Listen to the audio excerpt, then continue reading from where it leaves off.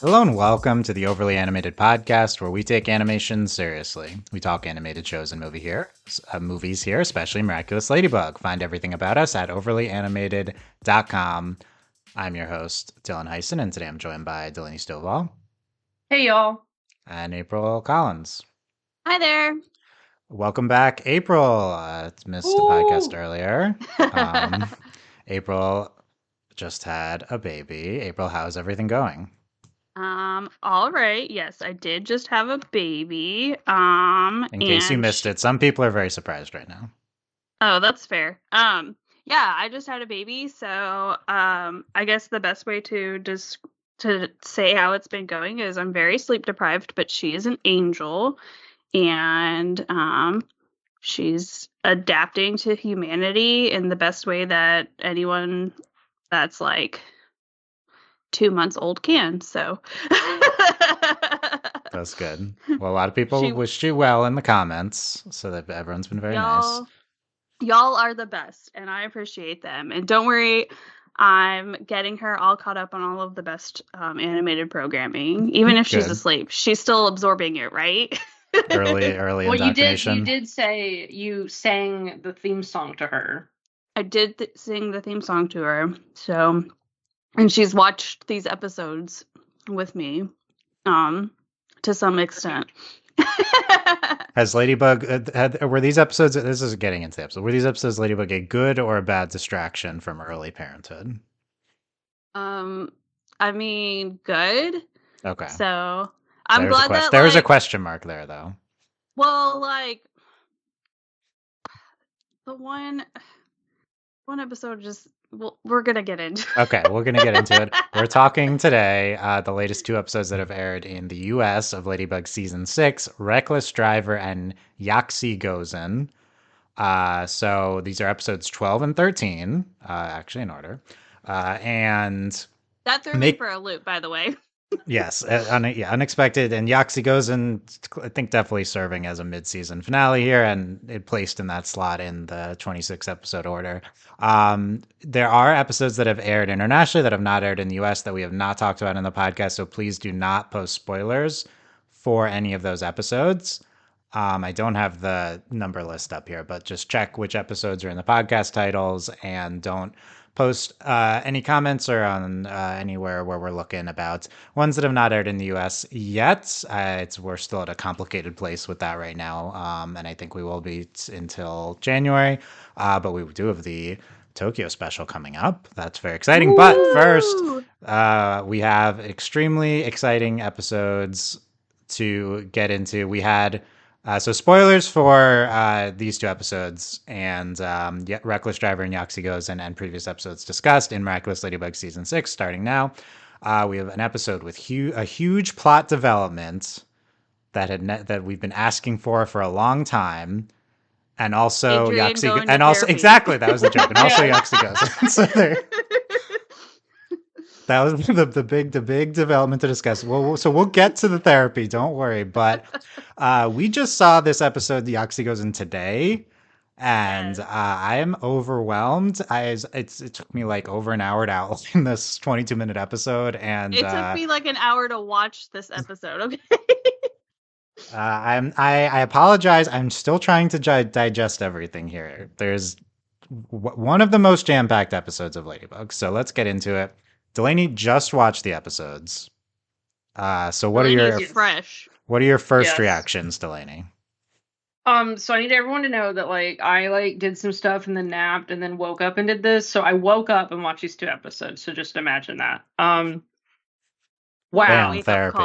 What a time. Bam, therapy. As someone who has been to therapy, cool beans. Also, thank God. This was spoiled for me by Dylan. Because I said therapy?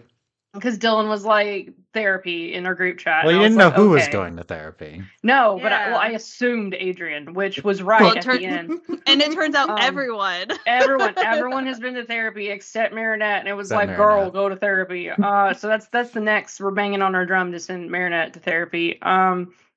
That was great. I already knew Max was autistic. That got leaked on Twitter like 5 ever ago. Yay, autism rep. And then Adrian's sweet baby boy. What's that? So funny. Crying. Obviously, we had to explain it, but it's so funny that it was Adrian because he's an idiot. I also know several people who are afraid of butterflies, so I was like, "This is rough." Okay, Also, okay, what do you mean you know several people? I know several people. Okay, Can you name them? I don't like caterpillars. I'm afraid of them. I'm terrified of centipedes. They have too many legs. I actually know one person, and then I know of another person. Okay, so you know one person who's. I know one person, and okay. So like, and then of course I'm telling this to my wife, and she's like, okay, but to be fair, like if I lived in Ladybug World, I too would be scared of butterflies. It's fair. Like it's fair. That is fair. Like completely valid. Like I don't blame her at all. I wouldn't want to go into a butterfly house. I don't want them to land on me. That's not okay. You know those like bird houses no, I don't go in there. So I don't blame her. No thanks. Like the Cincinnati Aquarium used to have that. No, I don't want them birds on me. Nope. Not okay. Or maybe it's the zoo. I don't know. Anyway, I don't want birds on me. Yeah, I don't know what you're talking about, but what about Yaksi Gozen? Yaksi Gozen's incredible. Like it's incredible. It's so much fun watching an episode, and you have to pause because Adrian's being the weirdo instead of Marinette. It's excellent. Plog was being the worst. like I was crying. I had to pause when Plog was like, "Oh, so if I said you could be a mechanic, would you build her a moped?" That was like the meanest thing Plog has ever. Like, that was so funny. Like I was Plog like, "Oh my god." Plog was like such a butt. It's great. Poor Adrian. Incredible. Also, like Marinette. Like, what's really funny is that Marinette's a giant weirdo, and of course it was really sweet. But it's like, oh, also Gorilla was really, really like invested. That was the best part. You've been talking 2 minutes about Yaksi Gozen, and you haven't mentioned anything about all the plot stuff that happened in it. Okay, so here's my thing with the plot stuff. It's like, so we already knew like half of it, and then the other half, like I'm trying to digest, and then I'm not over there having this conversation, and then she goes, "I just needed to know where you are," and then she cuts the roof off of the building. I was like, "Oh my god!" Okay, we'll try to engage Delaney with the plot happenings, but I agree. It's like so overwhelming. It's even what do you even say about it? For me, it's not even that I couldn't. So part of the issue with this episode, which I loved it. This episode, like this is like top tier Ladybug episode. It's probably my favorite of the season right now. It's so good. The thing that gets me, the problem is this episode was hilarious, and then there's also like plot things happening, and then also I hate Lila. I had to see her face several times. Her design is cool. I want her to die. Yeah. So, and also my other favorite part of the episode, again, this episode's hilarious. And then they're like plot things, like where they have to keep talking to Adrian and she's like, "Oh, just move." And then she's like, "Yeah. So it's like in this manga I read." And then it's just like, it's so funny. Like it's so good. But like, that's the problem. The episode's hilarious. And then they're like important plot stuff. Like the dog stole the meat from Adrian. Like what's going on in this episode? Like it's so stupid. It's like peak Ladybug. Always fascinating what Delaney responds to most in them. Like that's the problem. This episode is so funny. Okay, that's good. Yeah, I was honestly, I think I was like too overwhelmed to engage with the humor. So I'm glad that we're appreciating. I'm the opposite. Aspects. I was like, there's too much. Like it's so funny that I was like, the lady's hiding in the humor. Yeah, they're trying. Well, they're like trying to have this serious conversation, and then she cuts the roof off of the building, and I was like, oh my god, like. Yes. Okay. April, what did you think of these episodes? So I feel bad for Wreckless Driver because I only really remember a lot of like the therapy stuff, and I think Marinette at some point has like a moment where she's like, "Do I unakumatize this person because they're actually helping people?" And I appreciate that. And she has like a Mr. Incredible car. Yeah, right? Like the reckless part is like an interesting title for someone who's helping people. But Yaksi Gozen was a lot, and like I said, it took me like an hour to watch 22 minutes. It's my typical viewing experience. Well, like a lot of it I had to like stop. Like I had to stop and then like like I would like rewind parts, and then because I was like, wait, did I hear that correctly? Or and I'm like holding a baby at the same time, so I'm like, I don't know if I'm gonna get a chance to rewatch this, so I want to make sure that I got all of my information correct, so people don't come at me in the comments. But don't worry, that's my job to get the fact check right. Also, if it helps, I don't think anyone does that to us. Oh, I mean, people aren't. They don't think they're annoying, but they're well intentioned. Yeah. No, I know, but also because I wanted to make sure that like any argument that I would make, like I wanted to make sure that I had my facts down, because there is just like you guys have both said, the episode is so very overwhelming, and it's nice because there's things that we already know. And my favorite part is like, yes, we already know that sentimonsters are a thing, but I love that we're like openly talking about it, because we've been so like coy and like I say passively talking about it in the show, and so for them to just be outright like saying it just made me so happy. And also like Kagami transforms in front of her mom, and like she's like, and I was like, what is going on? But also there's so much going on, and then there's like the whole aspect of like, okay, her mom not only knows her like that she's the whatchamacallit or the dragon miraculous holder, but they also openly talk about her being a sentimonster together. Like this is like Ladybug in some of its best form, right? Yeah. In my opinion, because we're getting a lot of information, we're acknowledging things that already exist, but then we're also having fun at the same time. And I had fun during this episode. Like that sequence of them looking for the rings was hilarious. Yes. Like and we get a lot of different animation in this episode too. Yeah. Well, and then like the animation in this episode is just so good as well. Like the transition with Tsurugi in their house, like the transition to the flashback was so smooth. I was confused. In awe. I was confused, and then I was just like, oh, that was such a good transition. Like, you mean the transition where we go from a shot in the present of the Eiffel Tower to a shot in the past in Tokyo of the Tokyo Tower, and it's the same, and it looks the same, and this is what I was hoping for from the Tokyo special, but they one-upped themselves and did it in episode before the special even airs. They did what we thought they were going to do. I was just talking about how as soon as she put on her glasses again, that we were instantly back. Or no, yeah. Yeah, that's whenever we transitioned into the flashback, and I was like, oh, I love good transitions like that. Like, so no, I really like high on this episode. And I have like a page full of notes, but Wreckless Driver was great. Like we can talk about it. We'll talk. We'll make sure to give 15-20 minutes to the therapy and autism talk at the end for sure. April, how has new motherhood influenced your view of Ladybug? I'm genuinely so excited to show this show to my daughter whenever she gets older, because it's one of those shows where like it's marketed as a kid's show, but it talks about things that and like brings up stuff that like should be normalized. And this is probably like way deeper than you thought that was a joke question, but that's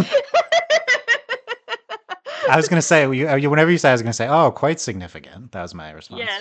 Yes. I'm really excited to show her the Ladybug. That's going to be fun. Well, look, she already saw Ladybug in she'll recall it in a dream sequence. Haunting her subconscious with Sentimonsters and all this nonsense. Yes, and all the other shows that I've been watching. Probably worse ones for than probably.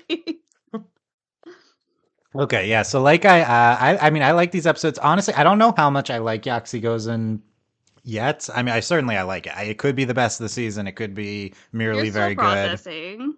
Good. Here's the issue. I think the biggest issue, other than kind of what Delaney was getting into, which is that the A stuff with Kagami Tomoe and Lila is very different than the B stuff with Adrian and Marinette, and there's a big tonal difference, which may or may not work for you, the viewer.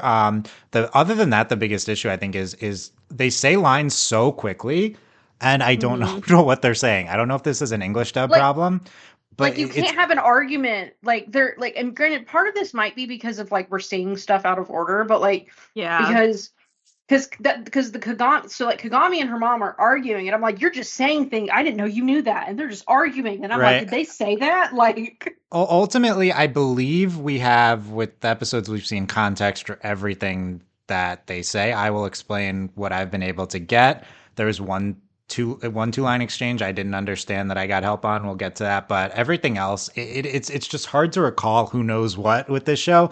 That is an issue in and of itself, but also like they just are saying lines extremely fast. They reveal the name of the shadowy organization, and it's said so fast that you barely hear what Tomoe is saying. Again, I don't know if this is a dub problem. By the way, it's called The Kingdom. But yeah, that's why it's a lot of trouble outlining the episode, because I just had to like constantly go back and re-listen to lines. And it's good because there's so much here, but I think it is too hard to digest. Honestly, this is a problem with Ladybug. Like, it's so ironic because people think of it as a dumb kid show, but it is like too complex. Like they're having too much there's lines are said too quickly with too much information conveyed in a very short amount of time. It is like actually like way too complex even for like adult prestige TV. But we'll break it all down. That's what we're here for. We're gonna break this down. But it took me rewinding a lot of times to really get what's going on here.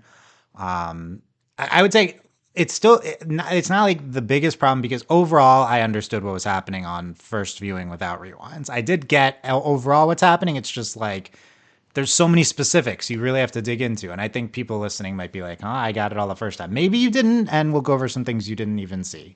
So maybe. But also what April said, they literally say Kagami and Felix are sense monsters here. So that I love that. It's very funny because in season 5 we're like, say it. When are they gonna ever say it? And then season 6 they've been slowly escalating in the amount of explicitness there is to the fact that Felix and Kagami and Adrian are Senate monsters. They've been building, and now here we are, and this episode literally says we can go over the lines, but they literally say Felix and Kagami, not Adrian, which is interesting.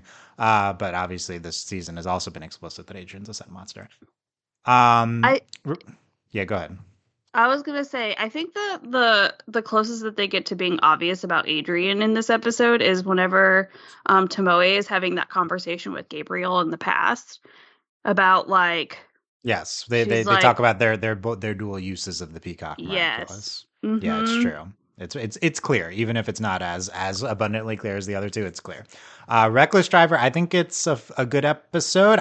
This one I was also kind of distracted. I was mostly distracted by that is Aglae Lila theory, because it's a big. I knew this was coming. We're gonna break that down as well, actually. So we do need to spend a good amount of time on Wreckless Driver. We could have done podcasts on each of these. You might think Aglae's Lila is dead, given that she gets akumatized and there's a lot of backstory with Aglae, but maybe it's not. I'll go over the evidence. But it is a good episode. I love that we're doing therapy explicitly. I love that we get into progressive representation of autism and going to therapy. And Ladybug just continues to be genuinely progressive. It still shocks me every time they do it, but this is the most kind of like genuine and good and progressive definition of autism that I've seen a show give recently. Usually there's a lot of societal harms given in how it's kind of explained and portrayed as like a bad thing, and this episode didn't treat it as a bad thing, and that's really good. So and all the Aglae stuff was good as well. So we'll get to Dr. Sequat, which I didn't know was spelled PSI. QUAT. That explains the name of the episode in French, because it was so different. What's the name of the episode in French? I can't. It's like Saigon trick, and I was like, "What?" Okay, so there's some pun on. Because I had to look it up, because I was like, is this the right episode? And then I was like, okay, it is, because I was deeply confused. Yeah. By the way, if you're wondering, like, why are we watching the English dub, and I mean, we could explain, but we want the official version. Well, number version. one, we speak English. None of us speak French. Yeah. In case that wasn't clear. We could watch French subtitle, but there's no official version. But the new thing is there's some Ladybug behind the scenes video. It was pretty cool. We got to see just like 2 minutes of the team making the episode, and one of the directors says that he works with both the French and English voice actors for the production. Usually, from what I've seen, you will work with the original voice actors in your native language, the native language of the show. It is common that the director or one of the directors would work with the voice director and the voice actors themselves. But he said he works with also the English dub, which to me really legitimizes the English dub even further than that. It's not just like a good dub, it's like it's being officially included in production, so that's really cool. Anyway, let's talk about Yaksi Gozen. I thought it was Yaki's. I don't know. I didn't know it was like SI, but Lila briefly says Yaksi Gozen. I think it's like a misspelling of another like Japanese word. Yeah, I don't know. I looked up and like Yaksi is like something in Indian mythology. I don't know what they're intending. Well, this is the like fourth one of these episodes where it's so they're really just iterating on the same names over and over. Because there's the one there's the one where Kagami, and then the other one with her mom, and then like.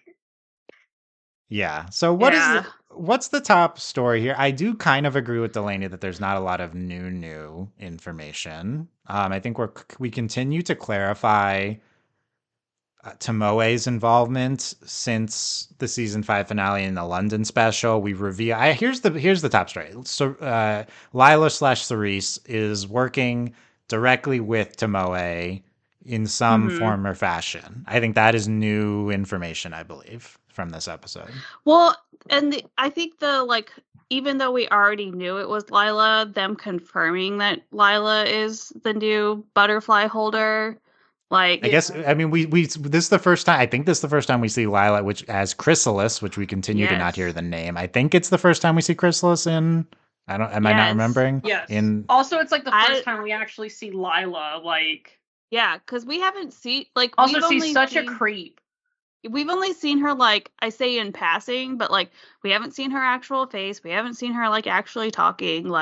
We've only seen, yeah, you see these vague versions. The image of Chrysalis that she puts into other people's heads. Right, so we see her as, the shadowy figure, but we haven't seen her full villain outfit like this. We see her transform. It's pretty big, pretty big deal.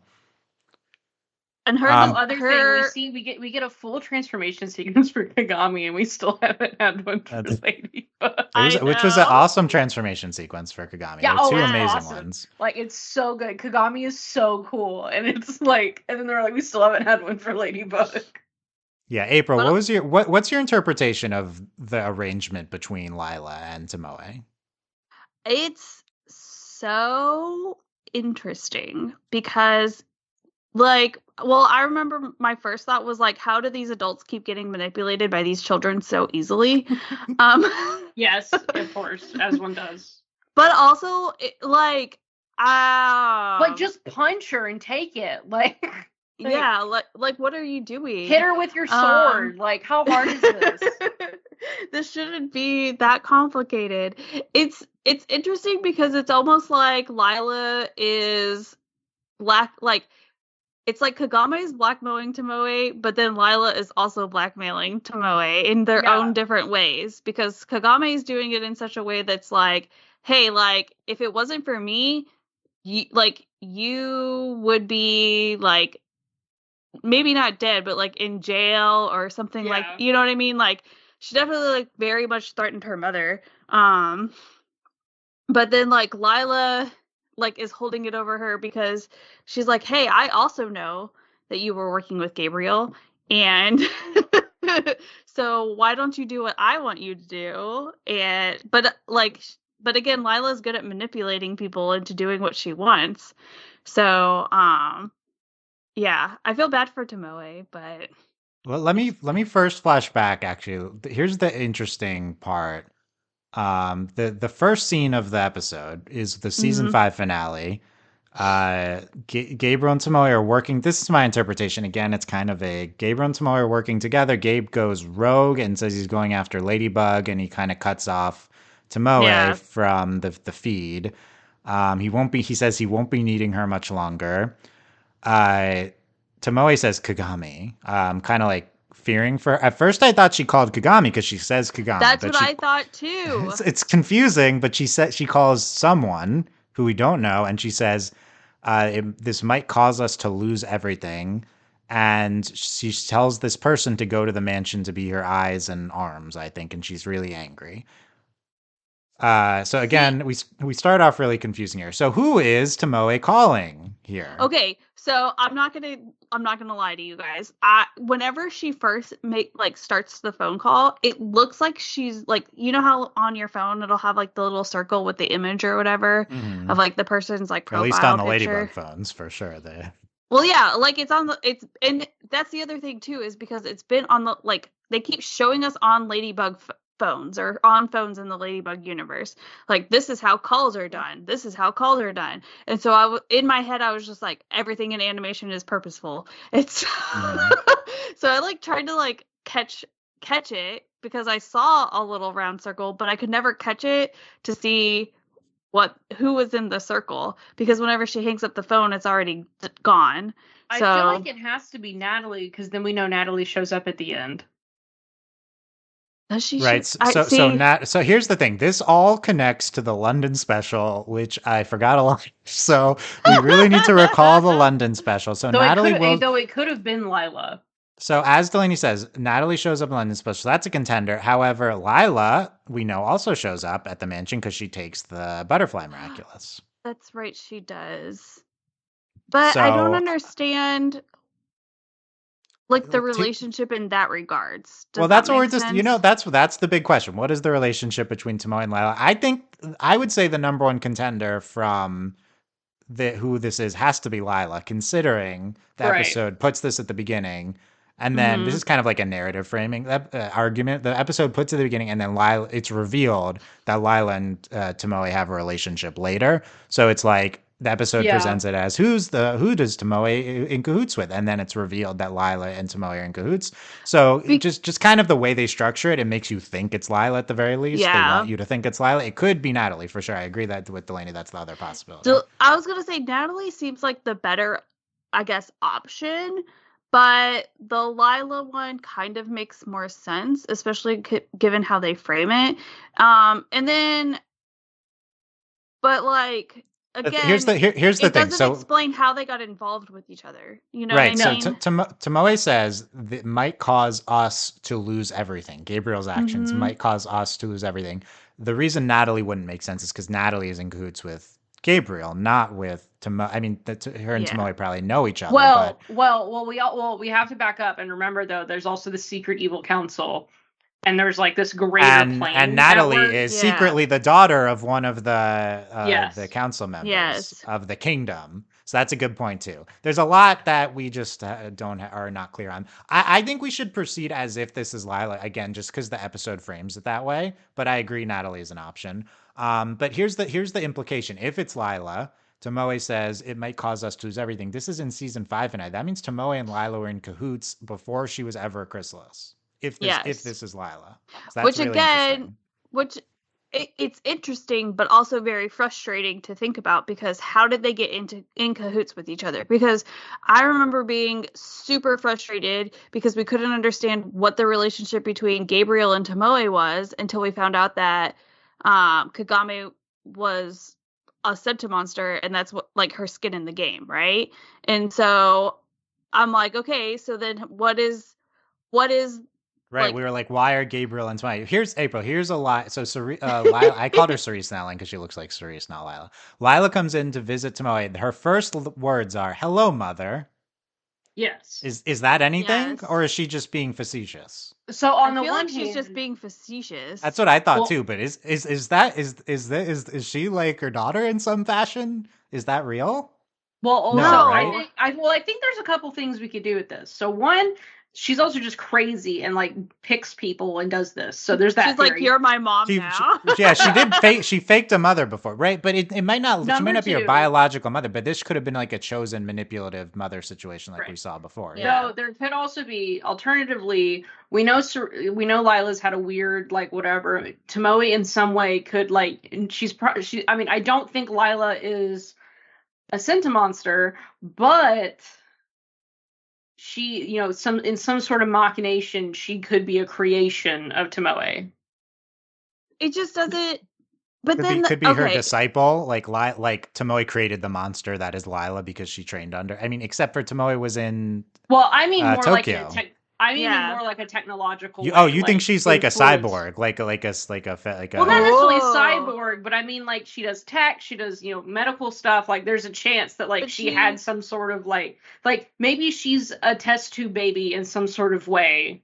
Yeah. But that doesn't. But then you sort of like throw away like, okay, well, what was the point of Tomoe creating Kagami if she had Lila? Well, it's because Lila's not perfect. Well, that's true. So something I know this is just a theory. Like that was just, but that's my thing is like, and also like why is Lila like this? Like we still don't know. I think she was just being facetious. Like, and she also kisses her on the cheek. She's such a creeper.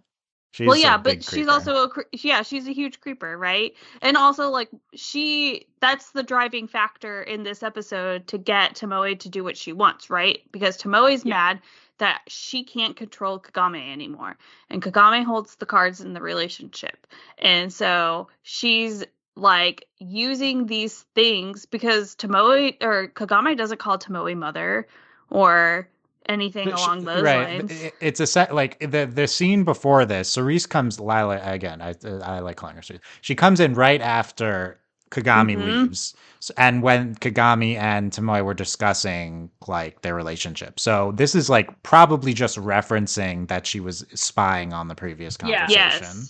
Yeah. So that's why she says "hello, mother" weirdly. Yeah, and then why she does like kisses her on the cheek. She's playing the kind mother. Right. So let's explain that. So that's what I didn't understand that at first, and Sid on the Discord helped me. But Tomoe is there's a key thing here that is kind of hard to understand. But Kagami tells Tomoe that the only reason that I have the line written down here, but there's too much. Like she's the reason that Ladybug didn't expose her because like Kagami cares about because Ladybug cares about Kagami being her daughter, right? And something like that. And then there's the scene with Gabriel. Actually, so there's these three scenes in a row. It's kind of ridiculous. So here's the line. You were Monarch's accomplice, remember? If it weren't for me, Ladybug would have brought you to justice. I promised her that you changed and she trusted me enough, so she lied.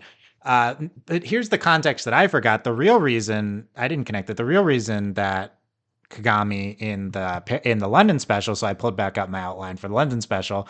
Kagami tells Ladybug that you can't bring Tomoe to justice, or she'll reveal that Gabriel was Hawkmoth, and Ladybug doesn't want to do that because of Adrian. So really, Kagami is lying. This show is so complicated. Really, Kagami is lying to Tomoe because she knows that she told Ladybug that Tomoe would reveal. Like basically, it's Adrian is the reason why. Yeah. It's all for Ladybug. Adrian's the reason why she's not bringing Tomoe to justice. But she's lying to her mom and saying, actually, it's because it's because Ladybug cares about me, and so like April's saying, she's kind of taking power back in the relationship. I guess my analysis is that I don't think Kagami's necessarily being manipulative here. I think that she cannot tell Tomoe about the Adrian reason. Well, I don't think it matters if she's being manipulative or not. Like Tomoe's in the wrong regardless, and she's still doing these machinations. Tomoe is the abusive parent, no matter what, right? I think that yes, I agree. Tomoe is the abusive parent, no matter what. But I do still think that Kagami is being manipulative to a certain extent because because she knew that Ladybug was Marinette, so she gave Marinette the reason that would most speak to her, right? Well, you can't do that because of Adrian, right? But then on the other side of that, Kagami gave a reason to Tomoe that like spoke to her, right? That most suited her needs in trying to get her. Yeah, so I agree that. But at the same time, she can't tell Tomoe the reason she gave Ladybug because that's a secret. Yeah, it's Kagami's pretty interesting here. Her motivations. She's very interesting in this episode, like especially whenever she sort of like freaks out on Tomoe and is like, you know, she transforms in front of her, kind of destroys the house a little bit. Like, oh, that part is so good when she like stomps. Oh, it's so good. It's such a good like scene, and it's like a kind of a different side of Kagami that we haven't seen in a while, or I don't remember. Yeah. So okay, but going back to the line before, so Lila says to Tomoe, "It must be hard playing the kind mother." And Tomoe says, you know as well as I do, I have no choice if I want my freedom. So probably this is referring to Kagami saying that the only reason Ladybug didn't expose her and that she's not locked up is because of the Kagami and Tomoe relationship. Now, the question is then, is Tomoe the kind mother? Because Lila's saying like she's faking it, but I think we have reason to believe that Tomoe actually does care a lot about Kagami. Well, yeah, she lost her eyesight because to create her, right? And in the first scene, she says like she's worried about Kagami in the intro scene. From the season 5 finale. So I think even though she's like a complicated figure at best, it was just a kind way of saying it, like she's an abusive parent, like she still does care about her daughter. She cares, but in her own way in which she still wants to control her. I was going to say in her own way, despite whatever her motivations may be. And I don't know that necessarily I'm like super, unless it makes sense to be super invested in her motivations to care about Kagami. I'm not. Like, it made sense to be invested in like Gabriel's, right? But like why do you care about Adrian so much or whatever? But like in terms of this relationship, I'm not super duper interested unless more stuff comes to light, and then I'm like, okay, now I need to know, like, why do you care about Kagami when you could just like get rid of her, or you could have just gotten rid of her, or whatever. I mean, it's just a very bad look when she's like, I need to control her again. I don't want her doing what she wants. I need to Delaney, how sympathetic are you to Tomoe? I mean, 0. Like, so like the thing is, like, all of this is for me, all of this is background noise because it's like Tomoe has like what is going on with this secret villain group? Like, what is their plan? It's true. Like Kagami, like I care about Kagami and like what she's doing, and it's like for whatever selfish so that's the problem is that like, and that's kind of like what we're getting at, and like I think it's really interesting is like so. We have Felix, Kagami, and Adrian, and their parents wanted a kid so bad, and they used magic, they made sacrifices, and then they're like the worst people ever. Like, and it's like, for what? Like, why did you do all of this? And then you treat the children like garbage. So yeah, well, Emily might have been good to. Right. And Gabriel was good before Emily. Right. So passed. It's like, and Felix's mom seems to care about him, so. But that's just it's just like, what are we doing? Like, what, like that to me, that's what matters. Is like, because it's like, I mean, I don't know. Is there redemption for Tomoe? Like, what is her plan for the world? Like, what, like, that's my thing. It kind of depends what's going on with her and Lila. So let's Delaney's good point. Let's talk about the Gabriel Tomoe backstory side of this, because that's maybe more interesting or relevant in some ways. First of all, what about the reveal that Tomoe has these mechanical eyes behind her sunglasses? Terrifying, it. By the way, terrifying. I loved it. I was like, why are you covering those up? Show the world. No. So presumably she can see in some fashion. I think she can see. And she's still faking to some extent. Yes. I mean, maybe she can like integrate technologically, but not like see in the same way we can see. It's like wearing glasses, right? Or like it's like a fix, but not a solution. I assume it's not perfect in some fashion. Right. So I think she's not like completely faking it or anything, but there's like kind of that implication. I think this show has such a complicated relationship with disability that I was kind of icked out by this reveal. Like, Tomoe actually can see. Okay, so that was loved the reaction. It. That was the reaction I had at first, because it was like, one, I was like, oh, she's gonna open her eyes, they're gonna do it, and then it was like, which I was not ready for robot eyes. It was horrifying.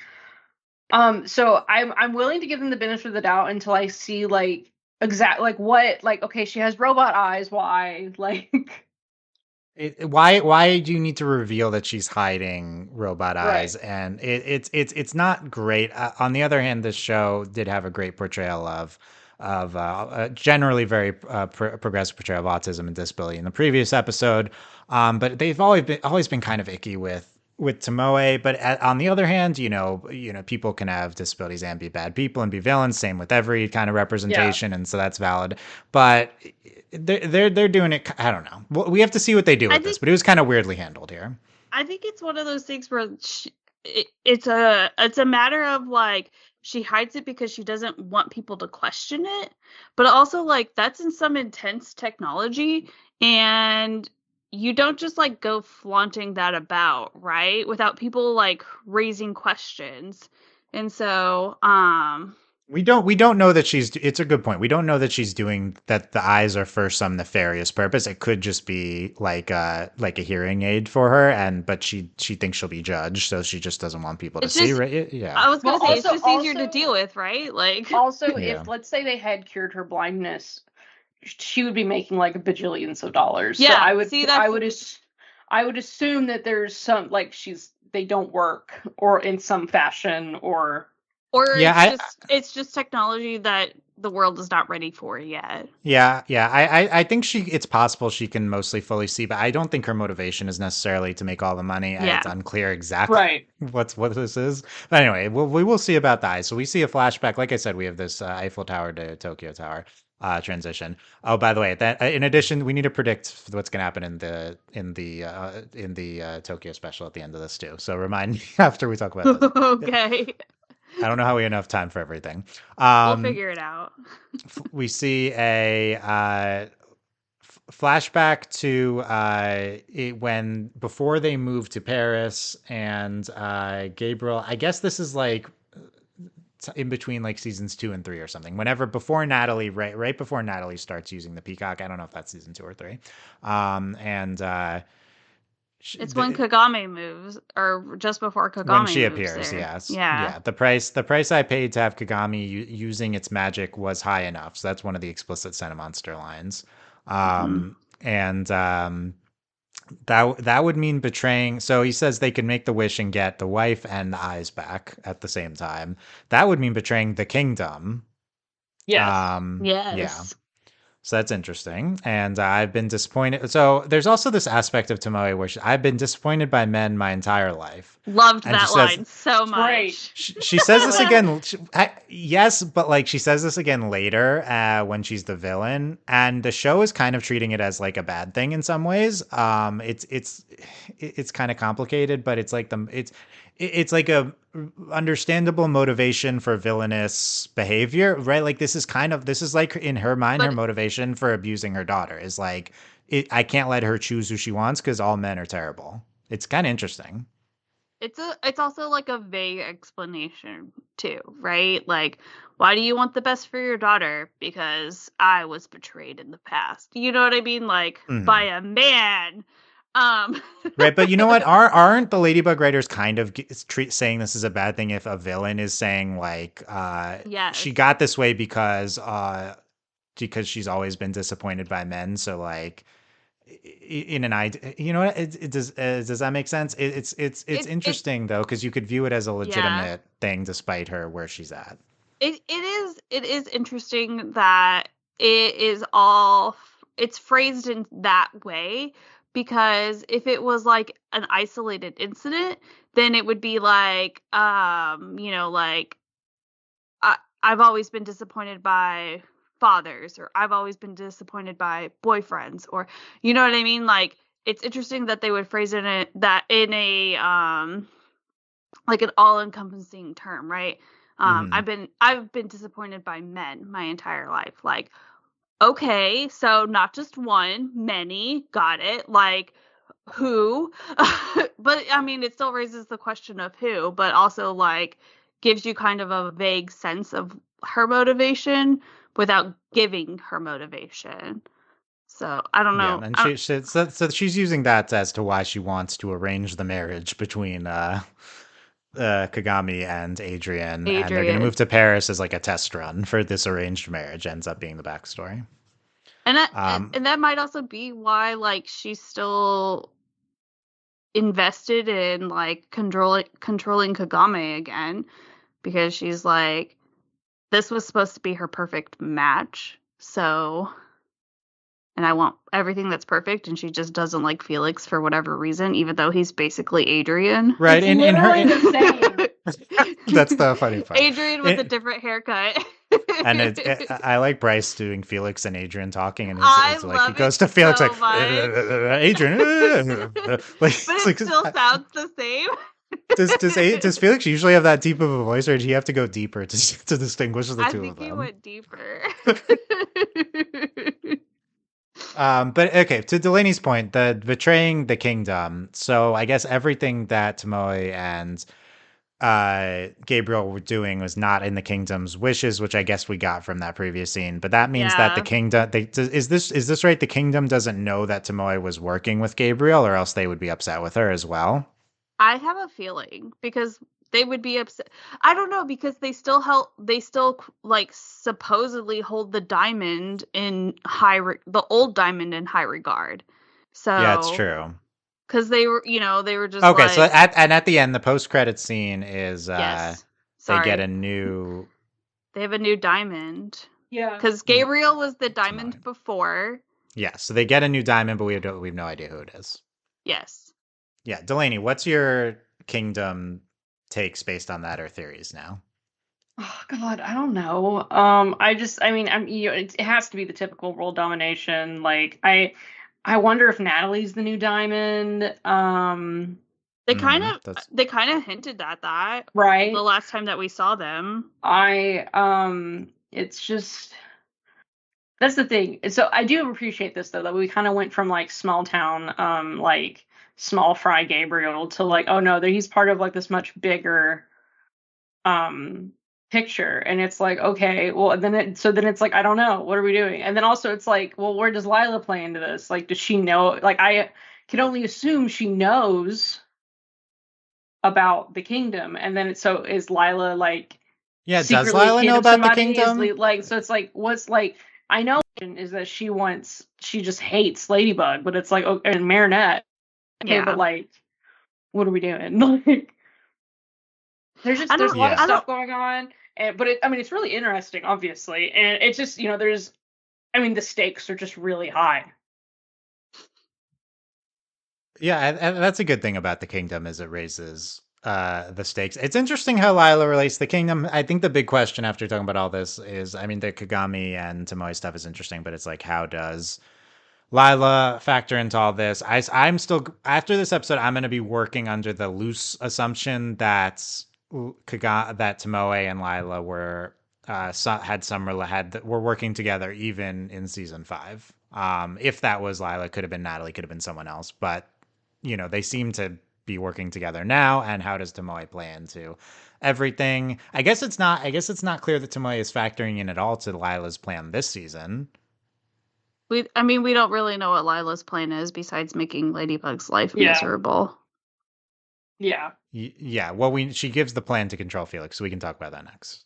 Okay. Speaking of, Lila's plan is that she presents to Tomoe is basically to, I guess, since she can't control Kagami, I don't know why this same plan couldn't have been done, but with Kagami, to be honest. But she's gonna that part didn't make sense. She couldn't, like, I get why. I think it was cool that Tomoe tries to take the ring and Kagami just transforms instead. So that was a fun moment. Kind of terrible of Tomoe, but But Lila's planning to control Felix and make him a spy in the Miraculous, which I forgot was the name, and basically gonna Yeah, I was like, oh, they said the thing. eat Felix. They said the and name. yeah, I mean it's a pretty sinister plan. Then to control, if you take the ring and control is. Felix. Yes. Like, I mean, I guess every episode Lila brainwashes someone, but this is like a long-term brainwashing. It's pretty. Well, this is like this is a different kind of manipulation. Well, they're also they're taking away his autonomy. Yeah, like it's like one thing to like manipulate someone, but it's another thing to like take away their autonomy. And they especially like bring that point home whenever Adrian unknowingly tells Felix to like calm down or whatever, and he like immediately is just like okay, and like goes and takes a nap or whatever. Oh, I missed that, honestly. There's too much going on. Oh my gosh. I know where you're talking about then. Okay. Yeah. That I'm gonna go back for that. But again, the kumatization is it's you're taking someone's autonomy away and you're manipulating their emotions. Well, I know akumatization is very sanitized by the show, but it really is very bad. Anyway, it's not important. So, but it's definitely manipulation, like at its best, right? What do we think of this plan of Lila? I think it's crazy. Like also, like, it almost worked. They just weren't prepared for the absolute stupidity that happened 5 minutes beforehand. Yeah, that's also true. On the other hand, Felix almost got ahead of it, and Kagami, and they hid the rings, but not quite. Oh my god, when she threw them, I was like, oh my god. And then Marinette trying to comprehend like quantum physics had me crying. I like that they called it magic puree. Yes. Like, okay, we can bring. And they're like, and she's like, Tiki's like, yeah, those still exist in probabilities, and it's so funny. Like, also every time the Kwamis meet each other and they're like, yay, they just like spin around in a circle. It's so cute, like it's so good. They don't get to see each other enough, obviously. We had the like stylized math splash screen with Marinette trying to understand the probabilities, and then Adrian comes in, and then we have the meat splash screen with her trying to understand what Adrian does. Understand the meat. Like, but Marinette, my favorite line, Marinette's like, hold on, explain it to me again like I'm 5 years old about the. Yes. And then Tiki tries to explain. So it's like I think it's Sarah Paulson with the math. This is the new one. It's Marinette and. With the math. She's like, what? It's so funny. I also like Tiki trying to explain, like, it's so funny. Yeah. Wait, Tiki. Oh, yeah, no. And then Adrian's like, yeah, it's because they were out of beef rib. And she's like, what? What do we think of them, Felix and Kagami probably should have done this right away, not mid-season, but I guess that's convenience of the plot. They're adorable, by the way. Yes. I'm obsessed with them. So cute. So cute. Yeah, a lot of good Feligami moments. I think this is our first Felix appearance this season. We haven't seen him all season. He looks so much better in the new animation. Agreed. Like because if you think about it, his design hasn't changed a whole lot, but he looks so much better in this animation than the old style. I agree. He doesn't just look like greasy Adrian. Yeah. On the other hand, I think Kagami doesn't look great in my opinion in the new animation, but I think her hero form does look really good. But I don't know. I think her hero form looks good, but I agree that I don't think give our girl a new outfit. Yeah, we'll give Adrian a new outfit. We were the big speculation after season 5 was like, would Felix go and tell Adrian that he's a Senna monster? And Felix is like very far from that in this scene in this episode. I don't know. He's just it's incredible. They're all like, yeah, we're doing this and we're not going to talk about our rings because Adrian's a sweet little baby and he doesn't need to know. Oh my God. Yeah, they're all just in coddle Adrian mode. Like, everyone. I'd like to know more what Felix thinks about. I like that this episode got into Felix and Kagami's head about what they think about what them being Sen monsters, but I'd still like to know what Felix thinks about Adrian. I don't think we've gotten that yet. Well, I think it's interesting too that Adrian was not even considered in this plan. Because, I don't. I guess because Hawkmoth's dead, they're like, it's fine. Yeah, Adrian has his own ring too. And that's the thing though, is they don't know he's Cat Noir. They don't know he's Cat Noir, but also Okay, so Delaney's concern also comes from a place of like survivalism, right? Because if someone else were to get the peacock, then I just got so frustrated with this show. Like, I think you guys are right. Delaney's right. The show's logic is definitely like, okay, Felix and Kagami are public heroes, and so they can't like be at risk coming of like a villain during the hero fights. They need to hide the miraculous, but they don't know that Adrian's cat and horse. They don't think he's danger of losing his ring by being in hero fights as well. Yeah, I hate that, but that's definitely what they're going for. It just feels convenient, like they're saving the Adrian Monster stuff probably for the finale or later on. Hardcore saving. Well, okay, my thing is like, so is poor Adrian going to get like double whammy? Like your dad's Hawkmoth and also you're not a real boy. Like, are we going to do both of these at the same time? Like, well, Jesus. Good thing he's in therapy already. Yay! Well, Adrian, Marinette, Felix, and Kagami fan fiction of the week come up to Adrian or like, Adrian, we have something to tell you. Actually, you're a monster. Wait, when's your next therapy? Adrian pauses and is like, wait, let me call Dr. Sika real quick. Like, actually, okay, this is not going to happen, but I'm going to tell you my little theory now. It's that him and the therapist figured out that they figure out. Well, he'd have to like detective. What if he tells Dr. Sika he's Cat Noir because it's like it's confidential, and he's like really buys into the whole. That was a thought I had. I don't even have that thought. I mean, he definitely should tell her. Like, it's not even a bad thing. Like, it would be way healthier to tell. I do love when superheroes have therapists. That is like one of my favorite tropes. Yeah, I love it. Okay. I mean, we're getting into that previous episode. They really should check in on Dr. Sika. Like, we should see Adrian going to an appointment. Absolutely. Like, we should really follow up on this. Definitely.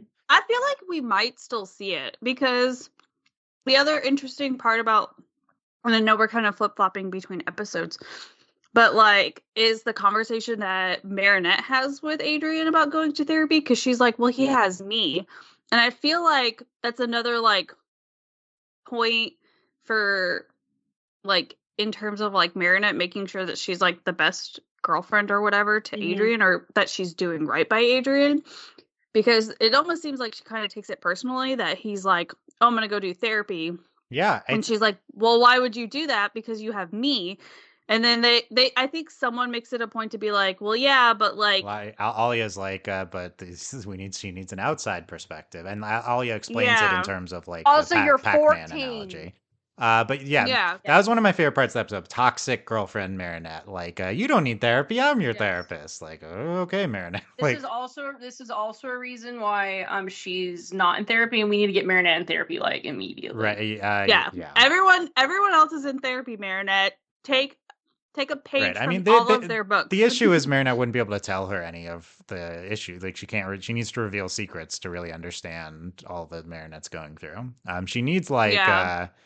I mean, I don't know who's in position to be here. Like Natalie, but Natalie is secretly a villain, so I guess. I was like, but Natalie's no help because no, wait, that's really good though, because I wonder if that's how she sees like Natalie, right? Yeah. Because she goes to Natalie whenever she's kind of having a crisis. No, it kind of is true, yeah. And so I wonder if adult she has that knows everything. So I wonder if that's also why like she makes like she sees that she is like Adrian's like Natalie.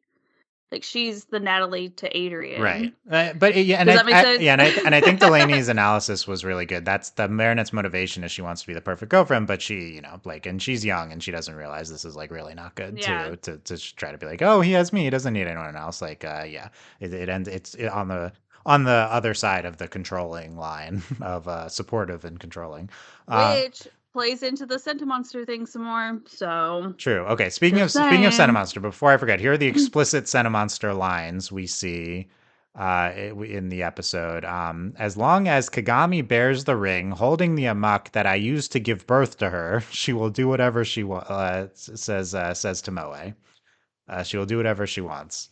So. Yeah, I know we didn't say Kagami is a Sentimonster, but as long as Kagami bears the ring holding the amok that I used to give birth to her, like literally, like nope, that's the definition of a Sentimonster. It's like you don't say the word, but you said she literally just says all of that, and I was like, and we couldn't have said this like like 4 years ago. That was my first. I was just like, so glad we're having this conversation, but could we not have had it like 2 seasons ago? By the way, I think earlier we mentioned this explains, we got the origins of the arranged marriage kind of idea with Kagami and Adrian, and that explains why it suddenly popped up in season 5. I like us getting an explanation now. It's just like, it would have been good. It would have been more beneficial in season 5 because that did feel pretty random when it came out. It would have had more of an impact in the moment versus like after the fact. This episode, in many ways, is a follow-up to the London special, which is a follow-up to the season 5 finale. And I think that it suffers by being in the middle of season 6 as opposed to kind of being the premiere. It feels like it is in the middle of the season because of season structure reasons, and they're spreading out kind of impactful episodes, and they're kind of dragging a lot of these plots out throughout the season rather than it being in its natural place in the plot order. I agree. So if I were to argue, and I'm still not sure exactly what I think of Yaksi Gozen, if I were to argue it's not the best of the season, that would be another major reason why. Well, I'm ready to go to war. I mean, look, it's like it's like top 5. The season's over, me and Dylan are gonna fist fight. I was gonna say, Delaney. That sounds like a good podcast. We fist fight about the best episodes. Let me know when I need to armor up. I'm here. All right, we'll start. We'll. All right, get ready. Armor up. Are you turning Delaney into? Yeah. Are you Delaney's the Chrysalis April, and Delaney's the Yaksi Gozen, and you're gonna be hiding inside? Me and her are both gonna fight you. Oh, because that was also really uncomfortable when she like opens her stomach. I was like, I'm done. Just swims out. I was like, also the stomach is like a mouth. It was terrifying. Funny. By the way, 2 episodes where they go inside the Sen during the fight. Like the Sen was getting wrecked. I literally I like how they knocked all the water. Yes. It was good. Like, oh my god. When later after they digest Felix, this isn't the object that of control. It's Kagami's. This isn't his object of control. It's Kagami's. More explicit. Okay, and the part was I was like, oh no, I was like, this is worse, and they were like, this isn't what we wanted, and I'm like, I'm now confused by this plan. They had Kagami's ring, so you could have just switched the plan and done it with Kagami instead. Wait. Okay, so I literally wrote, and because maybe I wasn't paying enough attention, but because they were going to switch them out for fake rings, right? Yes. So, like, does Kagami have a fake ring? Oh, so you think unbeknownst to us, they went through with it on Kagami? Yeah. I literally wrote, that is a fake blank ring. Okay, I got to rewatch it again. Okay. Because they had Kagami's ring, right? So they couldn't get Felix's. The way the episode presents it, this is a good theory by April. The way the episode frames it is like that Lila's like, okay, this is the wrong thing. We're going to bail. I'm going to swim out. Exactly. But if you remember, Tomoe's original motivation for all of this was to control Kagami. So really, they should have just been happy to have Kagami's ring. So I was like, I thought they didn't because they didn't say anything afterwards. But now I'm mad because I think April's right, and this is going to happen at the worst possible time. I didn't either, Delaney. The episode is presenting it as if they didn't go through with the plan. Well, that's how it's framed. What if they did? The episode's presenting it as they didn't go through with Lila's plan. Because it was Lila's plan to get Felix's ring. The episode frames it like we're bailing on the plan, and the implication to the audience is that they're just like giving the rings back. And at the end, so I have a screenshot of the rings at the end, right? So they give each other the rings. Well, we can see Felix's ring clearly. I guess we wouldn't be able to tell from a screenshot anyway, because it could just be a replica. But this is a good theory. I don't know. So this episode came out internationally before. Leave in the comments. Are people talking about this? What April's theory here that Kagami is now back under their control? Is this a possible theory? Because it like Lila's plan was for Tomoe. Lila's plan was a long, drawn out way to get what she wanted, which was control back over Kagami, right? But essentially, they it was cutting out, like it's been cut out, like Lila's portion of it, right? Lila wanted Felix's a mug or ring. Do you think? Are you saying Tomoe cut Lila out of the plan, or does Lila know as well? I don't think Lila knows. So Tomoe. I think Lila sees the whole thing as a failure because they didn't get Felix's ring, and that was the quote unquote point of it. Right. So Lila wanted Felix's ring. Tomoe ultimately only cares about Felix's ring in so that she can control Tomoe. So I understand motivation wise what you're saying, but like in terms of the events of what happened. Lila was the one holding Kagami's ring in the belly, and then she swam out, and we don't, I guess, know what happened after that. Did we see what happened to the ring? No. But so we know at the end of the episode that they appear to have each other's rings. Yes. I got to rewatch exactly the sequence. Did they get Miraculous Ladybug back to where they came from? They have their rings. They have their rings back. Right. So did they get Miraculous Ladybugs back? Did they pick them up somewhere? I got to rewatch it. Okay, but no, because they had them on their person, so I would assume that in the end they had them back on their person. Right, but how did it? But Lila had Kagami's ring, so how did it get back to? Yeah, so I guess I got to rewatch for the mechanics. Okay, well, technically, let's stop for a second. Technically, she never had it. Felix opens his hand and she realizes it's not the ring. I don't know if she picks it up. It's in his hand. This is a criticism of the episode. It's kind of unclear. So she opens up one hand and it's not there, and then she opens up the other hand, and I think it is Kagami's ring in his other hand. And that's Kagami's ring. Yes. And then later in the episode, he opens his hand and it's Kagami's ring. Oh, okay. So you're saying Lila maybe just never took it out of his hands. Yes. Yeah. Okay. So Lila never even, because it wasn't the ring that she wanted. So April, I understand motivation wise what you're saying. This is what Tomoe always wanted. I think the argument against it would be mechanically she never had the opportunity. Just in terms of like the sequence of events, Lila's the only one that had the opportunity to take Kagami's ring, and she declined and swam off. Potentially is what that. Except now I'm flipping out because I think. But what if she did? But what if she didn't decline? What if Lila took the ring? Yeah. I think instead. Let me modify your theory, April. I think Lila would have taken the ring. They would have had a conversation that they didn't show on the episode where they agreed, let's switch the plan. They both are aware that they're going to switch the plan and use Kagami's ring instead. Lila takes the ring and then swims off. That would be how it would work, I think. So they would have to both be aware of it, unless Tomoe pulled something we didn't really see. I mean, it's very possible that she could have, because how did Felix get the ring back then? Like, Tomoe must have had it. Yeah, how did Felix get a bait and switch? How did Felix get the ring back? Is because Lila just didn't do anything with it. She just let him hold it. That's what the episode presents. I think that this is fan fiction. The biggest argument in favor of this is, other than like this is the type of thing nonsense Ladybug would pull, is just it's like, why didn't they just pivot the plan and take Kagami's ring when they had it? It just doesn't make sense. That's the biggest reason in support. Lila doesn't think like that, right? It's because they're stupid. Lila's smart. Well, I will say yes. I will say the whole plan. So let's say we're like, okay, we have to do the plan.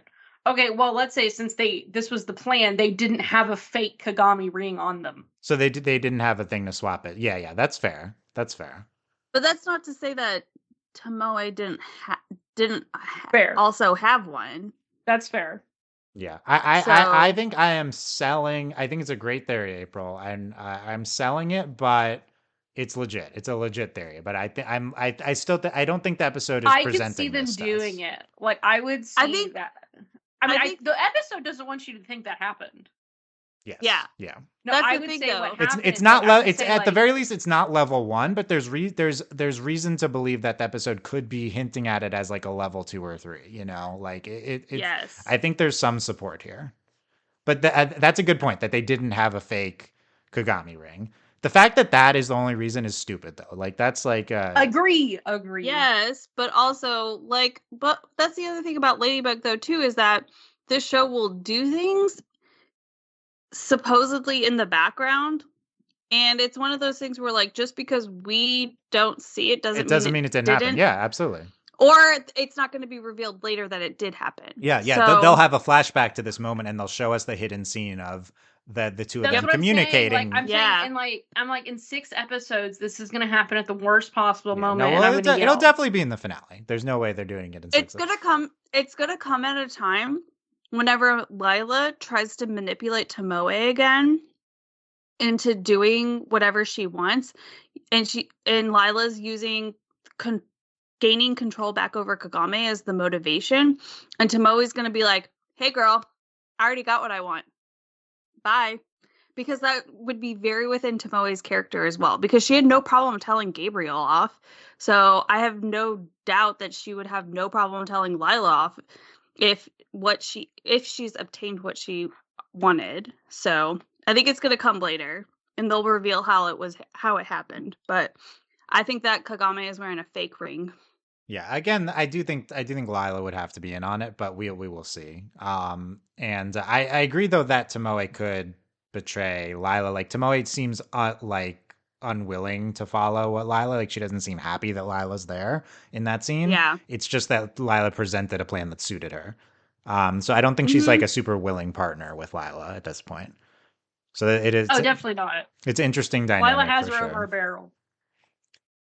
Yeah, but I'll find the evidence. I don't think it really presented that Lila like has a ton of blackmail on her. It's more just like, although Lila also knows that Tomoe was in on it and could, I guess, try to get that revealed. So it's more like Kagami does. But Lila was like, okay, I'm gonna give you a reason to work with me. It's not like I'm gonna blackmail you into working with me. Well, and it's another one of those things too, where like we didn't understand why Tomoe was working with Gabriel until the end, right? So it's a good point. So there could be stuff revealed later. As a last thing, it's like it's weird that if Lila was the person in the phone call in the beginning that they had been working together in season 5, it's weird that Lila had to come in this episode and then convince her to work together. Unless maybe their previous partnership broke off and Tomoe is now unwilling because things have changed, which kind of makes sense. But yeah, unclear. I think things are still very unclear to us at this point. Yeah. Okay. We still got a lot. Like, we still have half of a season to go. So yes. Most episodes will not be like this, but maybe we'll get a few more. This is too much. This podcast already. My head hurts, and I've been here the whole time. I think that's why your head. Delaney, did you have any other? Yeah, I think so. You had good analysis on the Marinette and Adrian stuff. Anything else on their part of the episode? The meets. I mean, they have dinner together at the parents at the end.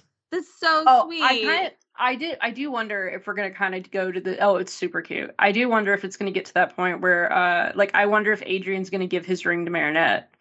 But then also, obviously, Marinette is not a scent monster. But then I wonder what Marinette would give him if they were to do this.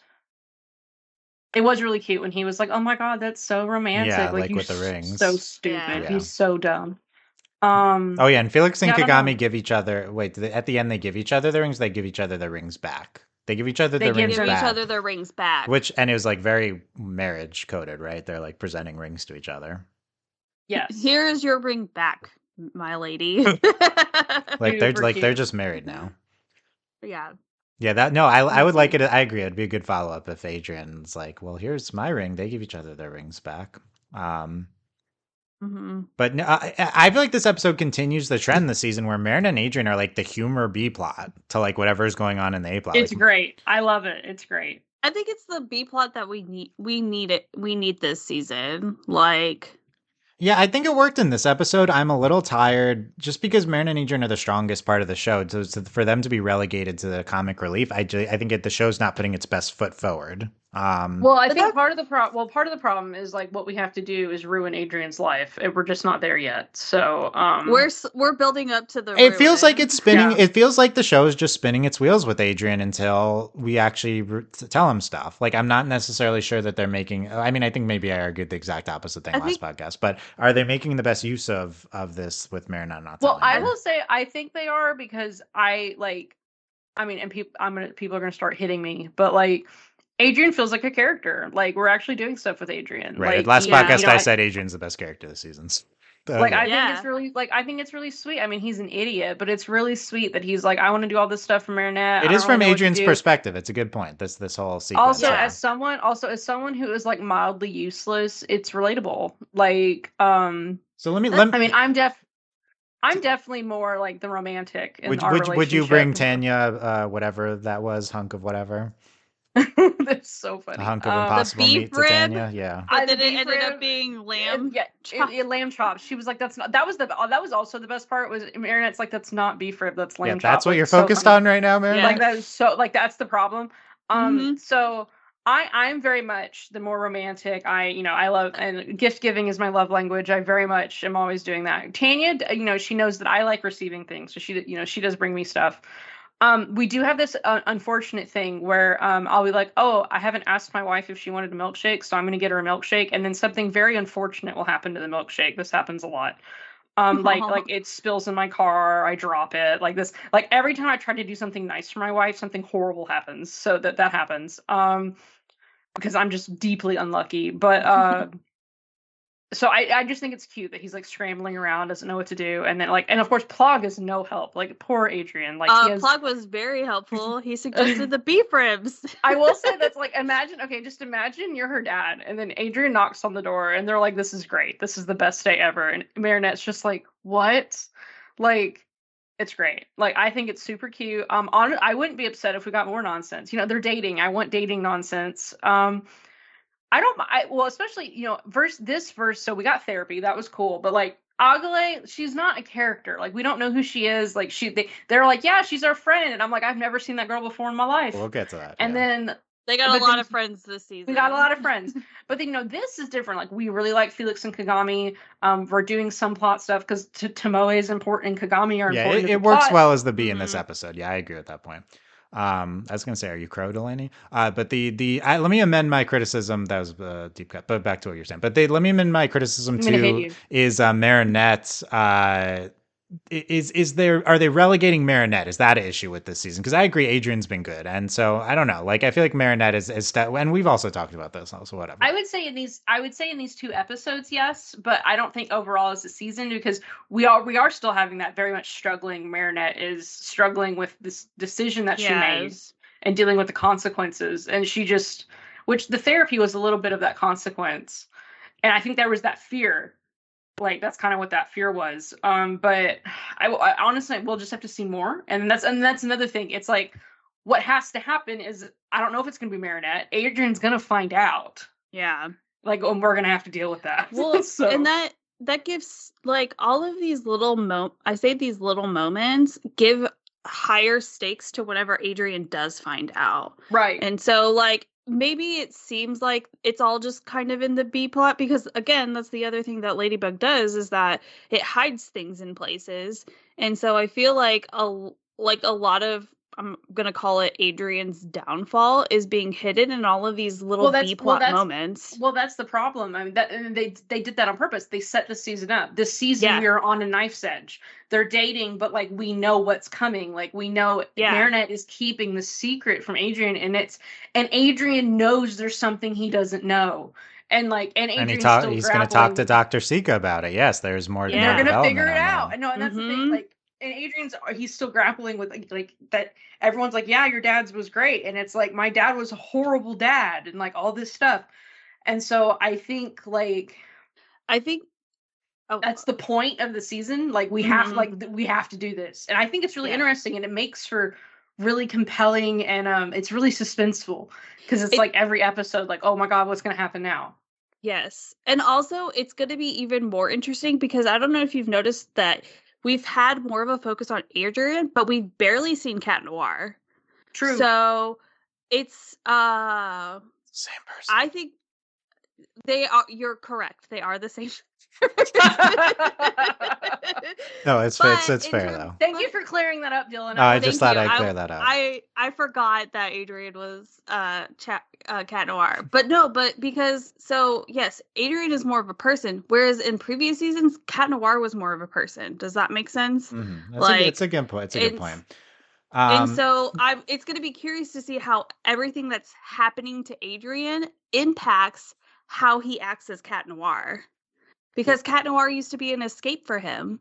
And he got to be his quote unquote true self. So now we're getting to see him actually figure out who his true self is. And I'm curious to see how that relates into Cat Noir, especially because we know what we know, and we know that it's going to break everything for Adrian. So it's going to break Cat Noir at the same time. Like, there's no way it's a good point. It's a good point. The thing that all this discussion made me think of is like we can't do the identity reveal right now because it would just result in Adrian being upset at Marinette because that would like tell that she was like hiding all this from her. Whereas if Adrian learns about his dad without learning the identity reveal, then he's not going to be mad at Marinette. Although that's kind of sad in its own right. But he'll be mad at Ladybug. Yeah. And so again, so we get that dynamic but he can't but he can't really tell Ladybug that he's mad at Ladybug. So that's an interesting dynamic. Okay, so that's what they're going to do in season 7. So that'll be fun when we get there. Let's go back to Wreckless Driver. We already talked a lot about it. Delaney, you said Aglae. Yes, go ahead. I wanted to say that before I forgot, because I remembered this when I was in the bathroom earlier, that she's Megamind. Lila as Chrysalis is Megamind? No, the villain. She's like, I got Megamind vibes. Okay. Yeah. I'll take your word for it. I want to, it's a good movie. I want to rewatch Megamind at some point. It's such a good movie. Yeah. It's so good. I haven't seen it in a long time. Delaney, so Aglae. So you weren't moved by Reckless Driver to like Aglae now or care about her. I don't, okay. Sure. I think it's a nice episode, and it's not that I hate her. It's just that we're doing that thing where we're like, yeah, there's this character you need to care about, and I'm like, who is she? Well, they're also kind of forcing her on us. So why do we need to care? Why do we need to care about someone? Okay, and that was my thing. And they were like, yeah, and like they were like, yeah, we already knew her, and I'm like, who is this? Like, I'm like, you can't introduce this character that I have known. Like, I know literally all of her classmates, and then you're like, we made a new one up. Like, you can't be doing that, guys. They explained that she's been hiding in her room for seasons 1 to 5. After, and that's fine, but you want me to care now? Yeah. Let me explain. April. I don't know if April was hinting. Think she has I do want to say that I do think she has a really interesting character design, and I'm not making fun of her for being scared of butterflies. Number one, I know people who are scared of butterflies. Apparently. And I don't want things landing on me. I do. It's true. Shut up.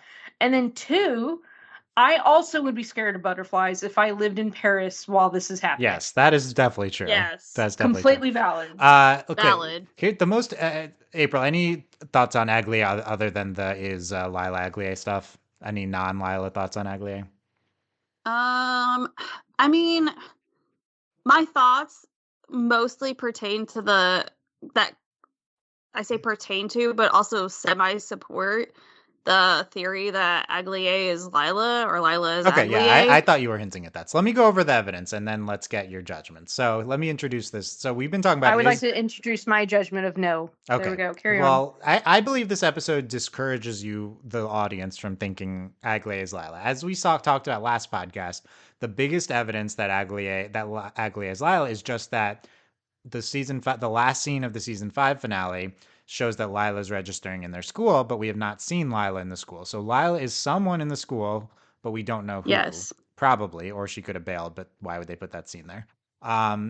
We've seen 2 new major schoolmates. One of them is Aglae, one of them is Diane.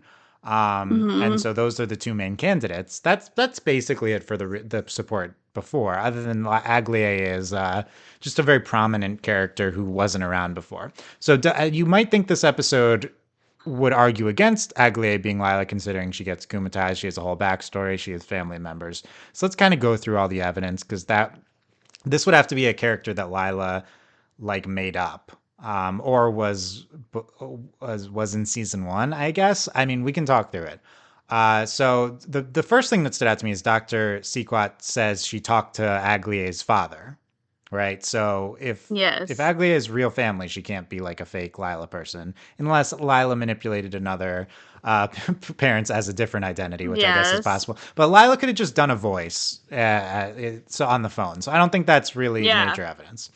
We get presented. She just showed up at the school again recently since Timebreaker in season 1. So that's maybe evidence that she could be Lila because she's just has a convenient excuse for not being around for a long time. But she is friends with Aurora. That was the biggest evidence against Aglae being Lila before. She's friends with Aurora. We don't know if she was friends with Aurora before Timebreaker or since she returned to school. I'm not sure about that based on this episode. If she was friends with Aurora since before Timebreaker, that should be evidence that this is not Lila, because unless Lila was playing such a long game since season 1 where she had this persona, that if Aglae is Lila, this has to all be made up, basically is what I'm saying. Like this whole story about in Timebreaker she's been hiding, so this is all fake. That so you might you have to think, is this just coming from this one person, or is there a backup to support it? Because if Aglae is saying it, if Aglae is Lila, she's just making everything up here. So the big question for me is, did Aurora know her before this? Did any of the classmates know her before this, or did she just appear and we're taking her word for it? Here's something I think Sid in the Discord, we've evidenced a discussion in the Discord about this. Aglae runs into the elevator. Then we see Dr. Sequak being akumatized. Then afterwards, Marinette comes up to her, like on the bike. She could have akumatized Dr. Sequak from the elevator, based on the sequence of events. So we don't see those kind of happening sequentially, at the same time. I did think about that, and it irritated me because it's one of those instances where I upset you, and then I akumatize you, which is obnoxious. Yeah, it is obnoxious. But also, but Lila does that though. She literally trying to manipulate Tomoe and upset her. So, like, we have evidence of her doing that, essentially. Here's more. Go ahead, Delaney. Well, I just wanted to say that you reminded me that was really interesting, though, even if it is fake, that she's talking about, like, what it was like when you're not the villain, but you're, like, suffering the consequences of the villain, and basically she, like, died. Like, that was crazy. Yeah, during Timebreaker, she, like, got haven't really explored away. That. And that was, and that was also the first time we see that, like, different animation. That was really cool. Yeah, there's a lot of stylized sequences in the other episode as well, so that's good stuff there. This is a good argument because this episode explores the psychology through Aglae of being the victim of a villain and also being the victim of akumatization and what that does to a person. And if Lila's making all this up, that kind of undermines the themes of the episode. So that's an argument against. Here's an argument for. Aglae was Lila's, as we learn here, basically Lila's first akumatization when she took over the Miraculous, at least one of, if not the first person. That would be a very Lila move to immediately akumatize herself upon getting the Miraculous. It would be. Oh, go ahead. Yeah. Sorry. So you agree? You agree with that one, April? Yeah, well, and I agree with that one, that it's a very Lila move, and probably the most probable, because has Lila ever been akumatized? Well, she's the villain, isn't she? Well, no, but I mean, like in season, she's Volpina in season 1, right, in the finale. Yeah, but she hasn't been akumatized this season, I think. Well, because what I was trying to get at is that maybe Lila was would akumatize herself to get a sense as to what it's like. She's manipulated akumatization. She's like got purposefully akumatized, I think. So that is in her repertoire. We know about that. Okay, here's an argument against that this is Aglae's Lila. Aglae gets sucked in by the villain, Wreckless Driver. And supposedly she gets de-evilized, and the villain says that, okay, so you did actually have a fear of insects, and now you're cured. So afterwards she acts like she's not afraid anymore. That could be acting by Lila, but is this legitimized by the fact that the mechanics of the magic of the villain say that they analyze her and say that she did have a fear of insects? So unless Lila actually does have a fear of insects, this isn't something she can necessarily face. But it's the phrasing of it too, right? Like, oh, you actually do have a fear of insects. Okay, so you actually do that. So you're saying Dr. Seagull was in on it, or like, and then not that she was in on it, but in the sense that like we only see like a piece of the conversation with Aglae and the doctor, right? And so they never really like talk about the insects, they talk more about the akumization kind of aspect of it. And so that makes it even more interesting that the doctor would say, like, as Wreckless Driver, say, oh, you actually are afraid of insects. Versus, like, I think maybe in her, like, analysis, she was more focused on the akumization versus, like, the fear of insects. Does that make sense? Yeah, it's weird. It's weird phrasing. It's interesting. But yeah, it's specifically confirmed in the thing. So it's that's very purposeful by the episode, and I don't exactly know why. If it's relating to their like you were talking about the session they're having, or if this is supposed to be related to her being Lila. Yeah. Then at the end, Lila. So in addition to when she's in the elevator, she could have akumatized her Dr. Secret. She interacts with the villain. She sends out the anti-Kuma.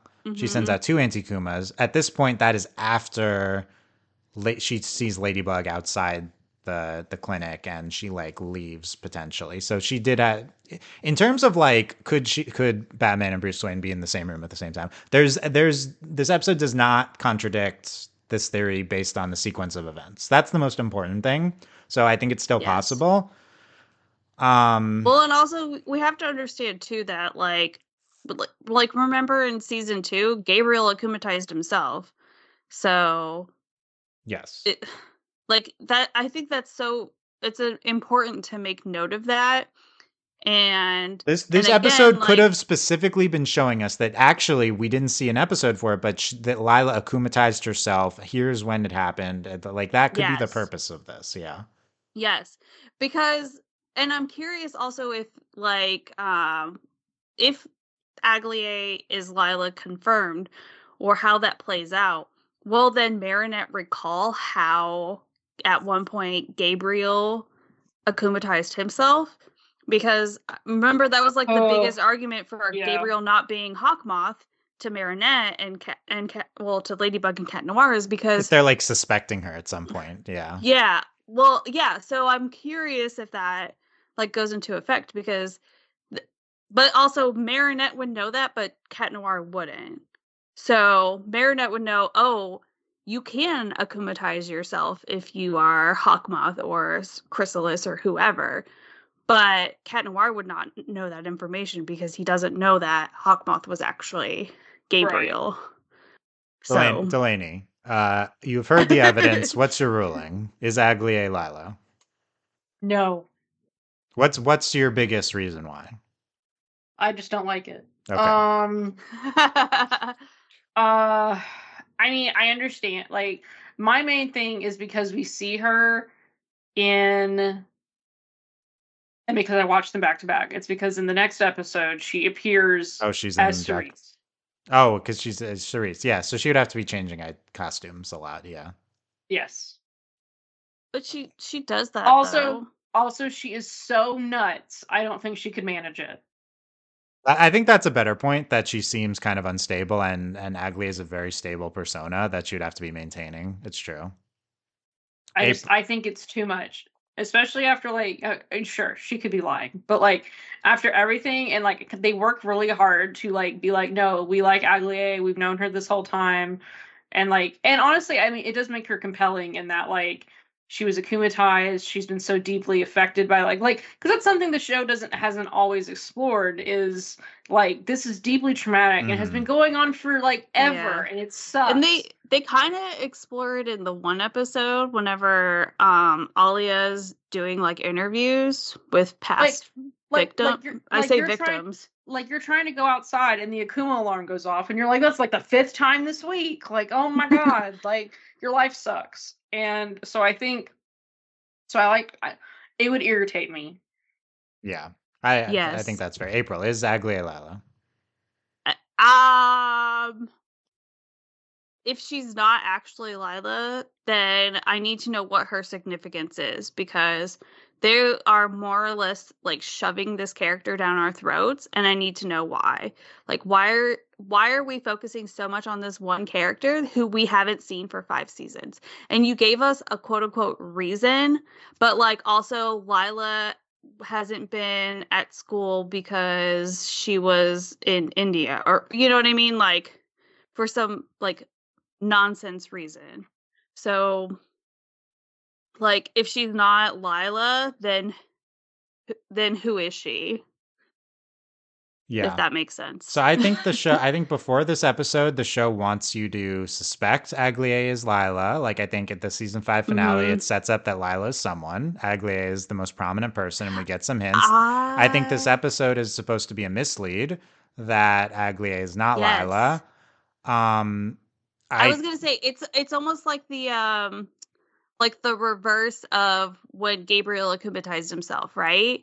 Like, oh, you suspect this, but now we're gonna present that it's not true. Yeah, Gabriel got them like Ladybug off their scent, and now this is Lila getting like the audience off.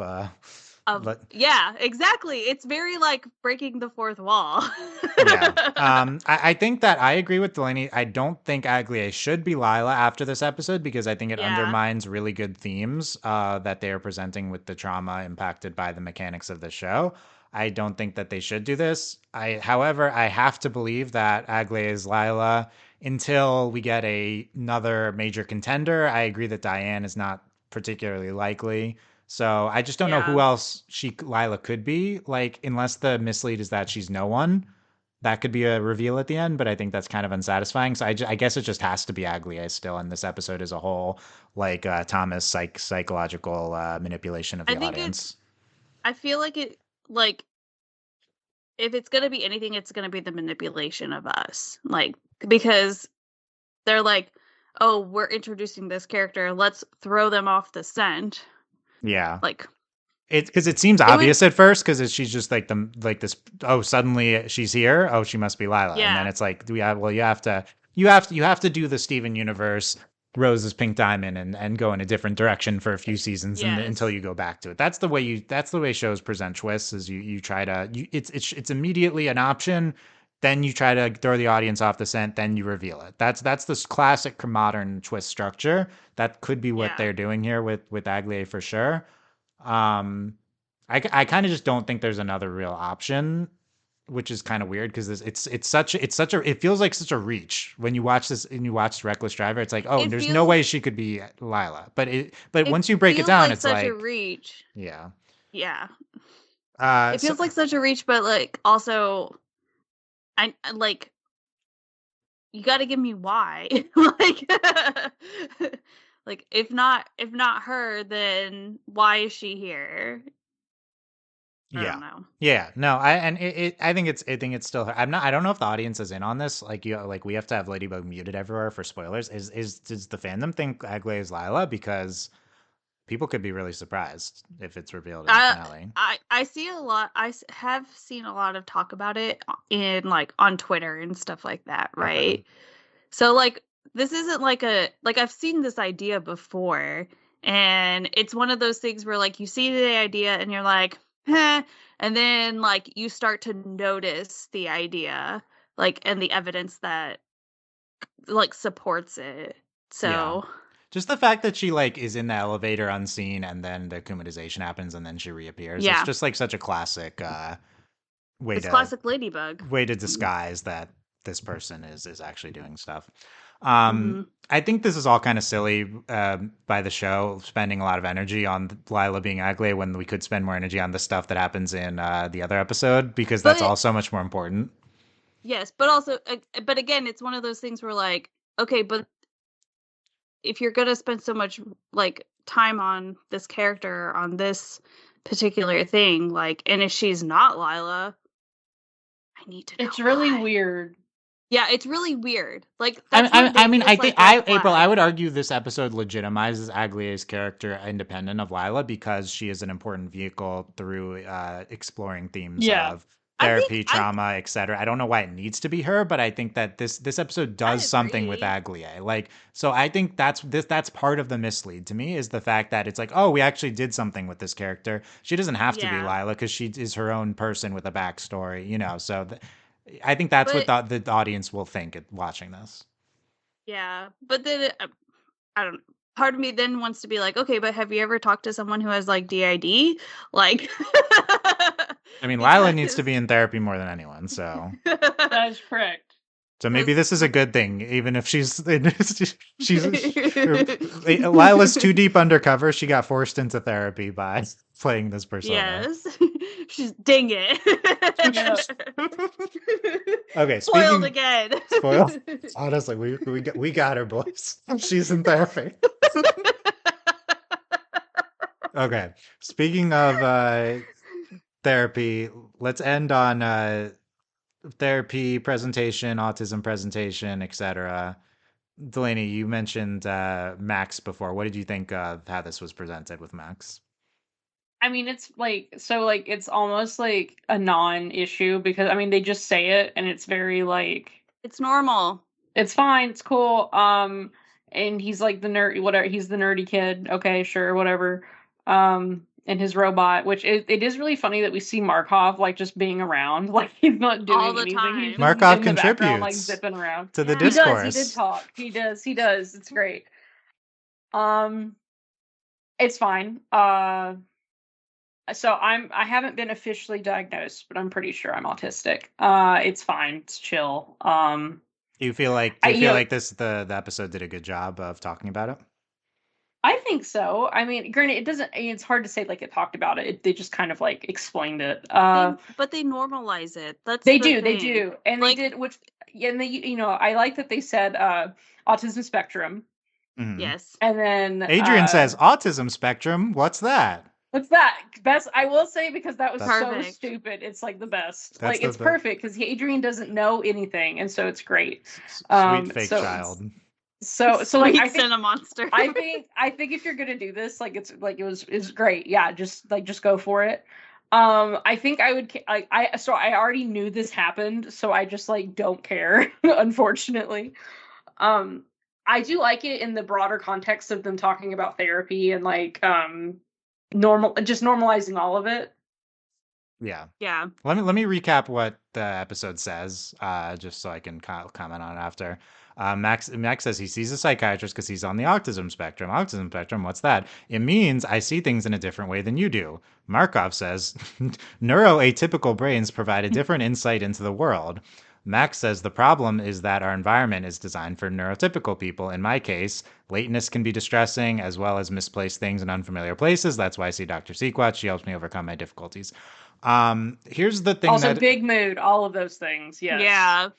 Big mood.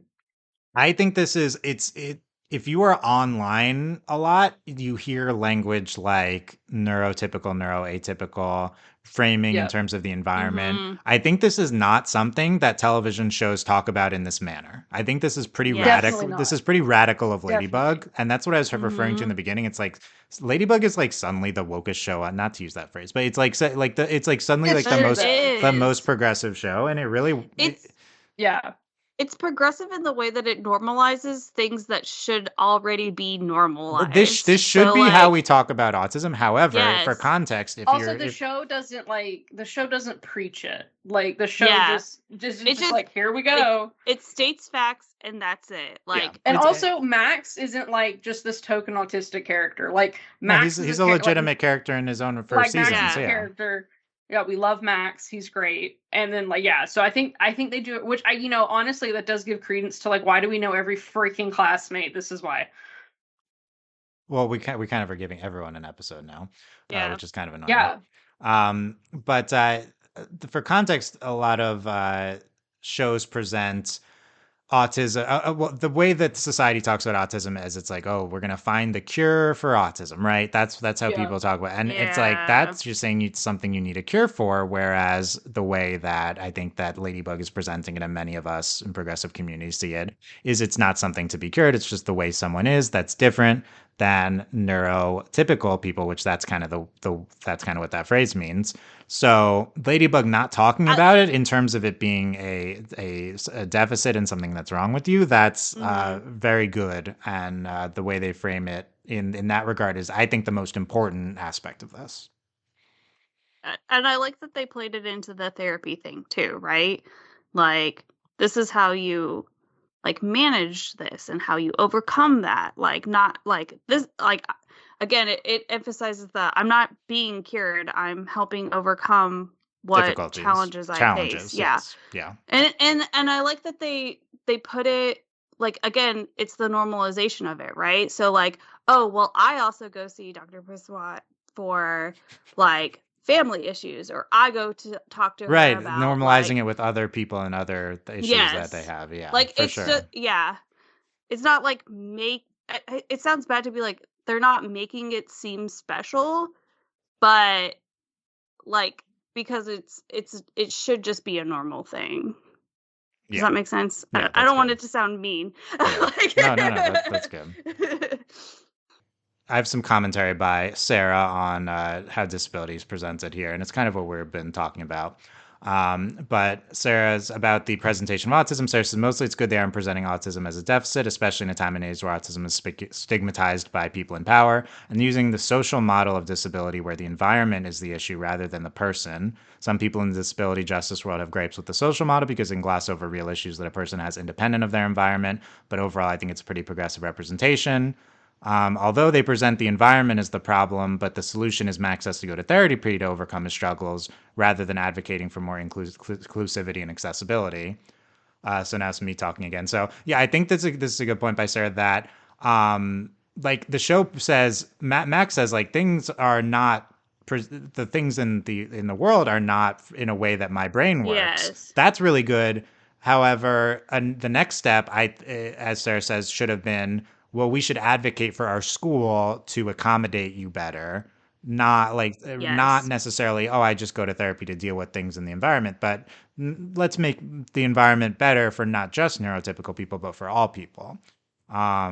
That's maybe the next step, and we could see more. Well, I will say that's kind of the problem because it's roped into this therapy thing because like, so I went to therapy for a long time and I have OCD, and it's one of those that like, because that's the thing, it's internal and external, right? Yeah. And it's hard. I think it's very quick. It's very quick.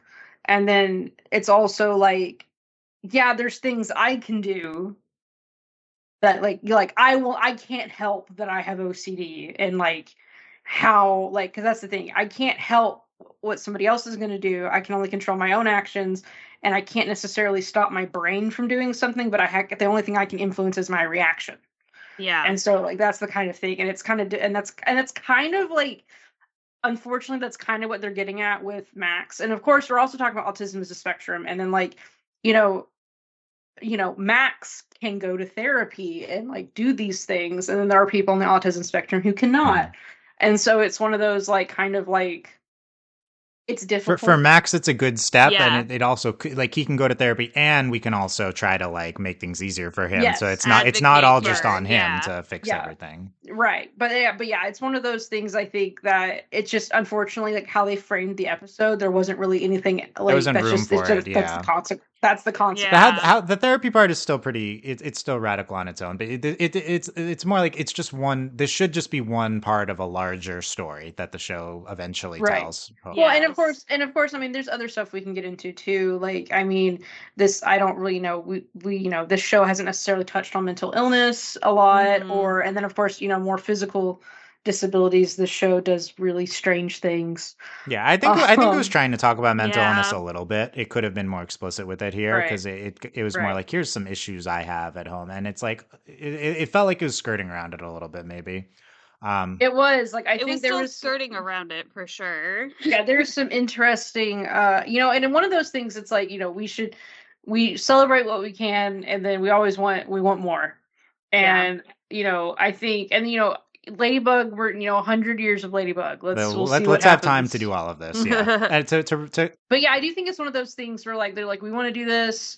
And it's kind of like, they didn't necessarily have enough room to talk about what they probably should have or wanted to. Yeah, and it's fair because there's narrative constraints. It's like, ultimately it's a TV show, so you can only do what the episode's about. But they decided what the episode's about. But it's And Sarah's right, and that's another thing too. Though it's like we're also talking about things that aren't set in stone. Like people in the community can't agree on. There's varying perspective. I mean, it's not that so there's different perspectives and different things apply to different people. Here's the conclusion of Sarah's commentary to wrap this up, and Sarah says it ties in the greater issue I have with the episode, which is less a criticism of the episode, but more so how mental health is handled in our society in general, which is that societal problems that perpetuate trauma, anxiety, depression, and so on have to be dealt with in a private mental health space as an individual problem instead of also as a systemic problem that requires systemic solutions.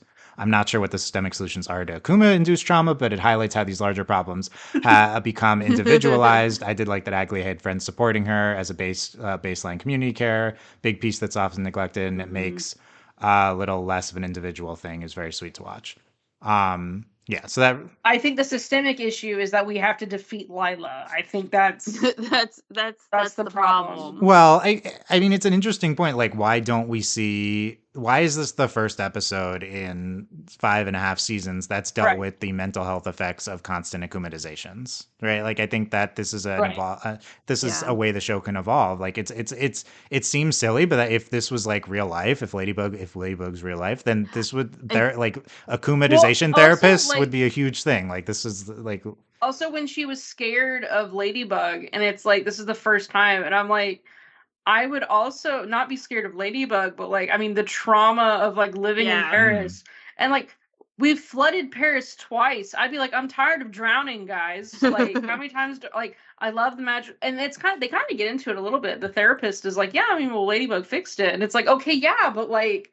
I died for 30 minutes. Yeah, but also I still had to suffer it. It's still it goes into like the therapy for like PTSD and stuff like that. Like I felt very like, okay, yeah, I get that, but also it's like saying like, oh, we'll just be happy to someone who's depressed. Like, no. But and so then in that regards, like I kind of don't like it because the therapists themselves is being like, yeah, but Ladybug fixed it. And it's like, okay, but you're glossing over the fact that like I have there are lasting repercussions, and I'm now like not just me, but other people are dealing with it as well. So. Yeah, I think ultimately it's like this episode is a good presentation of you should deal with your problems, and like therapy is a great thing, but it's just one piece of a larger discussion there should be. I mean, it shouldn't just be on Aglae to go to therapy there should be support systems in place outside of this. But like, it kind of makes you wonder. I mean, for going in the future, it's like, I mean, should we arrest Ladybug? Like, it's kind of one of those things where and this happens in comics and movies, but it's it's like, okay, well, is this your fault? Like, whose fault is this? And also, we do, obviously, it's also interesting. We don't necessarily have like property damage in the normal way because the magical Ladybugs fix it. Yeah, but it's also like, girl, though, like. Oh wait, hold on. There's a line about the magic ladybugs, which I have to find. Yes, they did. It was really good. It's nice. It was nice having two characters who are not heroes or villains having this conversation. Does Alia say this? Magic ladybugs don't fix everything. Yes. Oh, I don't remember if it was Alia or if it was. Maybe it was Alia. Yeah, Alia and Marinette hug, and so it's. Oh, you know what? I do think magic ladybugs don't fix our trauma.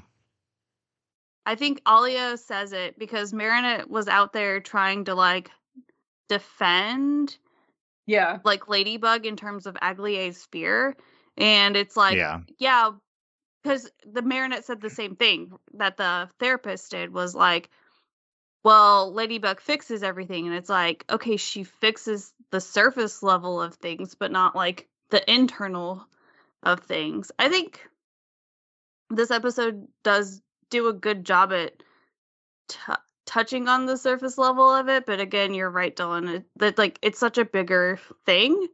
So I think their new school is a great opportunity to talk about changing the neuroatypical environment, like the neurotypical environment, like because it's like a very progressive new structure. We can change the structure to be more accommodating of all people instead of just the neurotypical people. We can maybe change the structure of the school to better accommodate for akumatizations. I don't know, like there's stuff like that. So I hope the season could get into that more. I think I would like it if like this isn't the only time we see therapy, like either being mentioned or because again, like this is the first time we've ever talked about therapy in this show. And so, I mean, I know we've been ranting and raving about it for seasons, but like I can't believe they did it. Yeah, like it's interesting because one, they did it, but like if you're going to do it, you need to continue to enforce it. Like the only other show was Steven Universe, and he didn't go to therapy. I mean, he just went to the doctor, and they were like, Jesus Christ. But I think he goes to therapy. He goes to like fake therapy, I think. But it's like I was gonna joke that like I have this whole talking point about how this show before season 5 we had a list of complaints and the show addressed every single one of them, and we probably said Adrian needs to go to therapy, and look, the show has addressed that as well. Like it's like wow, okay. Thomas really is hearing everything that we're saying. Yeah, Thomas is like, all right. So speaking of following up on that, he's like you gotta wait until season 6, but here you go. The ultimate payoff, therapy. Speaking of following up on therapy, so Adrian at the end goes to therapy. He says there's something strange about my father.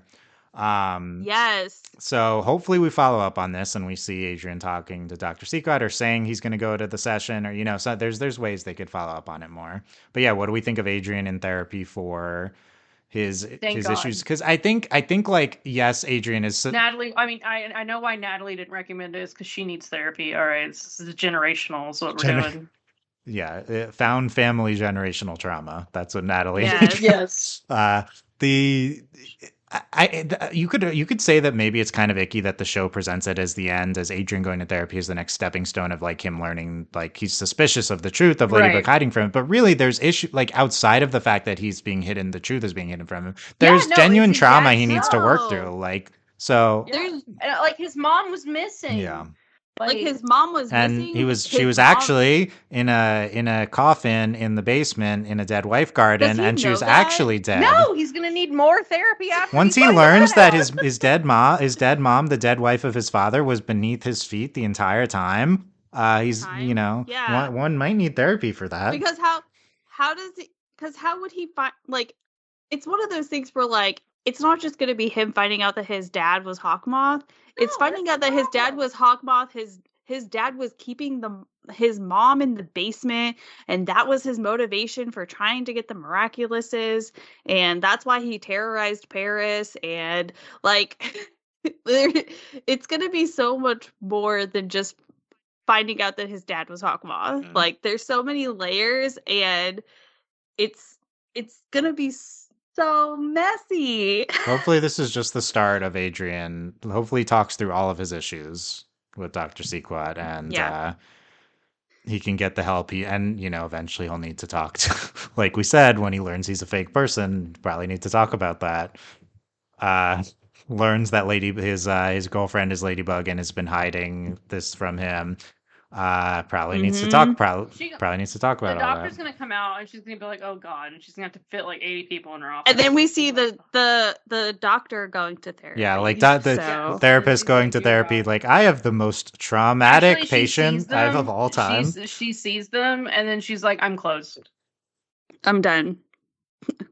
Lock it up." Low key. So when I went to therapy, so it's not that I graduated from therapy. I'm going to have to email her and be like, you need to watch this episode. Yeah. I'm in therapy. I know her kids watched, The Owl House. I can't remember if they watched Ladybug or not. Yeah, because I was always telling her, I'm like, they gotta watch I think you need to Delaney, I think you need to go back to therapy for the trauma Ladybug. The trauma Ladybug is what you've done. Yeah. But like, I mean, honestly, sometimes, yes. I was gonna say, I've no joke. Have you brought up Ladybug in therapy? It's important. It's sometimes as a reference point, or as like, this has traumatized me. You don't have to answer this question. Because sometimes, well, okay, I'll be truthful. Sometimes Ladybug will bring up things for me that like are part of like a bigger bigger picture. I don't know if that's the right way to phrase it. I'm like trying to like say things without giving things away. Of course. Yeah, it and just brings so up things it's in your life, and yeah. So I'll be like, oh, I was watching this episode of Ladybug, and this is something that happened. And then when I sat and thought about it, it reminded me of X, Y, and Z. Or I remember being very upset, and I realized it's because of X, Y. You know what I mean? Like, Yeah. Like so I've brought up Ladybug in therapy before. Well, I mean that's the Thanks, goal. I mean Thomas. that's the goal of good television. Thanks, Isn't it? Thomas. Like, I mean, like that's No, I the agree with goal of Delaney, like. yeah. I mean, It's a book it's or a effective storytelling. movie. It resonates with you, and Yeah. And like you want to relate to it. It makes you emotional. I It mean, I triggers need a therapy for response. Ladybug because this show causes me trauma. That's fair. yeah. It's like emotional, like it's like emotional, like terrorism sometimes. Like, Oh no, that's how I've described this show before in therapy. like it's like I took psychic damage. Oh, I do want to say, like, this is Tanya. Every time there's a new episode, she's like, "Has Marinette been akumatized yet?" And I'm like, "Babe, calm down." Like, Marinette, but so that happened today while I was watching. I don't know why that's She's related. Like, is it Marinette? But and I was like, "No." That's the if I was gonna name the podcast something that's not the episodes, it would be emotional terrorism. That's the summary of this. Yeah, that's what this you episode should. Like, okay, I'll face. I will say this episode isn't like the worst. Like there have been worse offenders. Yeah, it's true, but it's related to the therapy discussion. Yes. Okay, but before we wrap up, the one other thing from this episode to talk about is Adrian gets hit by the villain, and he solves his fear of revealing his secret identity.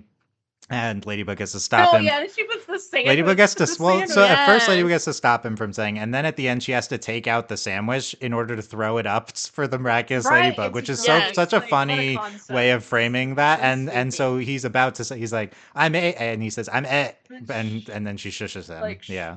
She's like, absolutely not. Like, she's like, Marinette got the first sound of his name. Like, she should. Yeah. Oh, how is she not? What other as are in her life? I think she turned her ears off. She was like, yeah, she can't deal with that.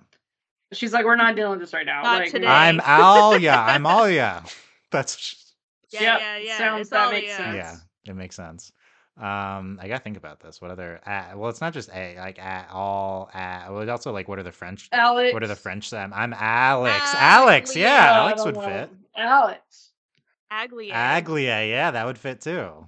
There we go. Nailed it. Lord. Yeah, I mean, no boys yet, but that's we can be fluid. That's fine. Yeah. Any other things from Wreckless Driver? The car was cool. Being sucked into the car was wild. Yeah. Yeah.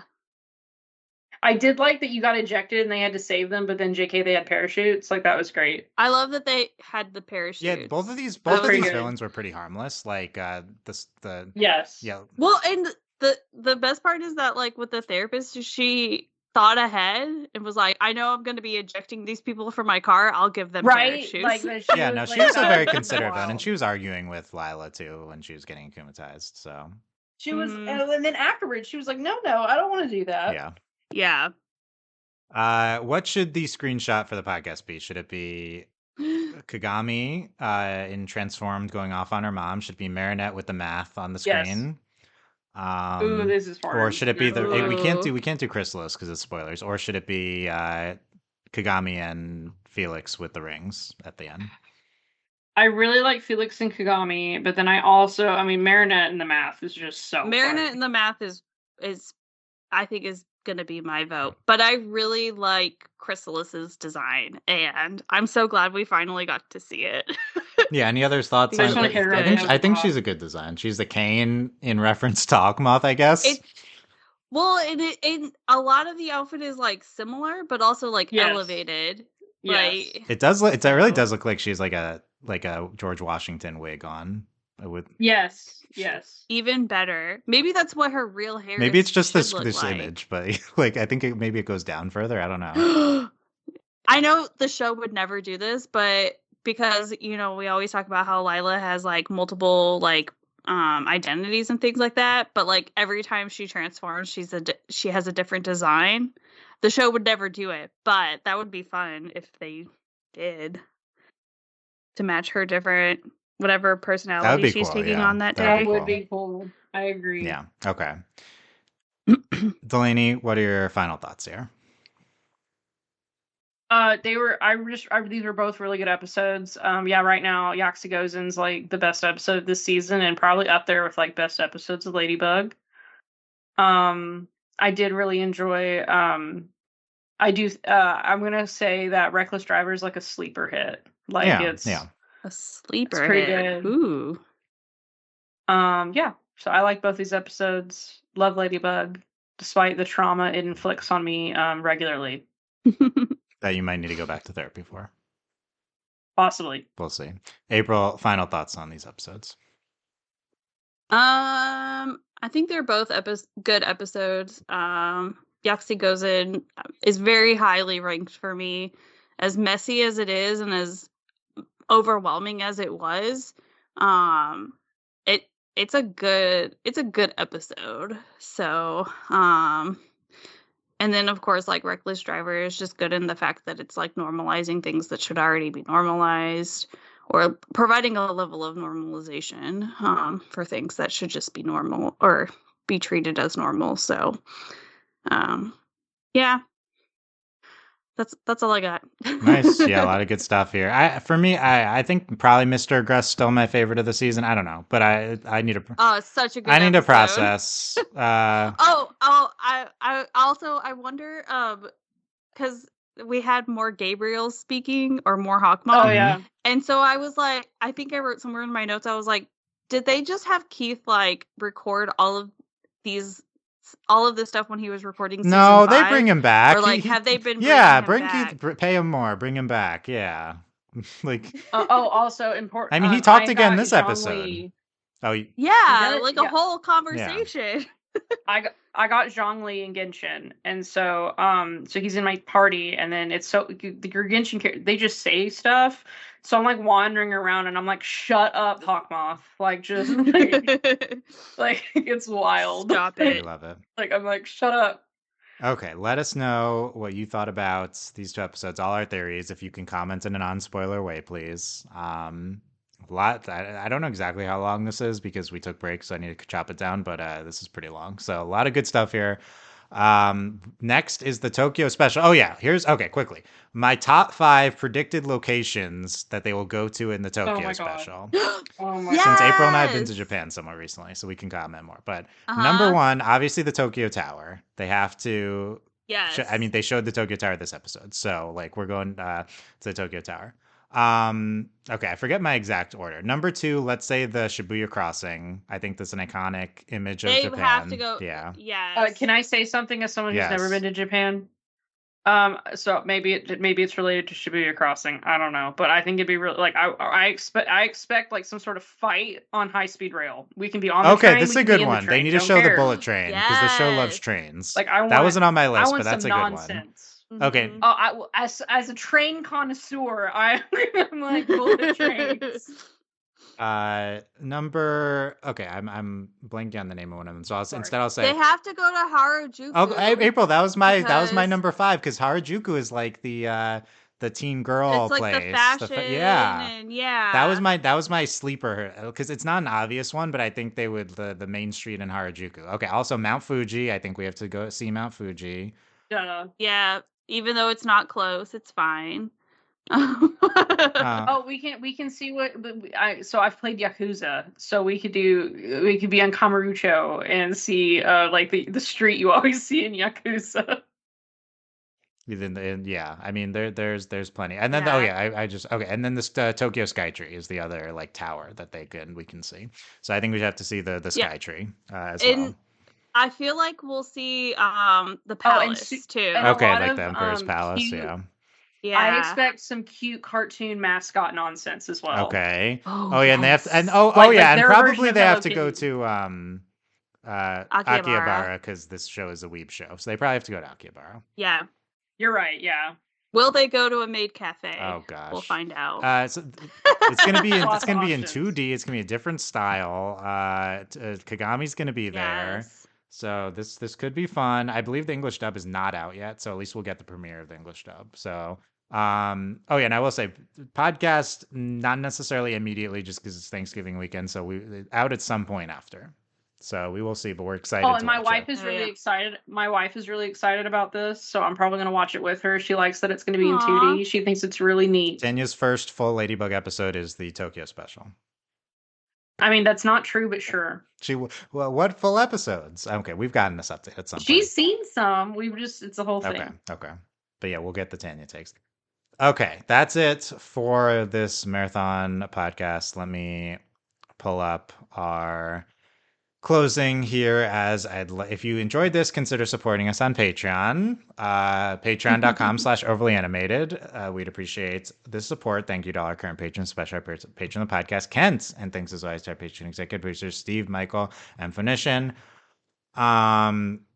Potentially more stuff out. We'll have the Tokyo special. Let us know what you thought. Leave comments anywhere. Spotify comments, I see you. YouTube comments, etc. Leave an iTunes. Oh, we got the weirdest iTunes review. Hold on. I needed to... Oh, I'm excited. Let me find... I took a screenshot. This was on the Overly Animated podcast. This one on our Ladybug feed. The title is by the user Let It Burn. Hee. Weird, angry, layered, mischievous cat face, big back, ooh. Okay, so that's our latest iTunes review.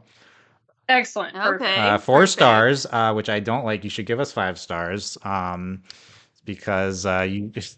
If you're gonna give us 4 stars, you got to tell us why. Even if you think it's a 4-star podcast, just be supportive and give 5 stars. Like it's like the default is 5. Anyway, people don't get that. No, I need to know how I can be better. Give us, exactly. So you can give us an iTunes and then review. I can talk about it in therapy. Yeah, then we can talk about it in therapy. Okay, there you go. Thanks for listening, guys. We'll see you next time. Bye. Bye.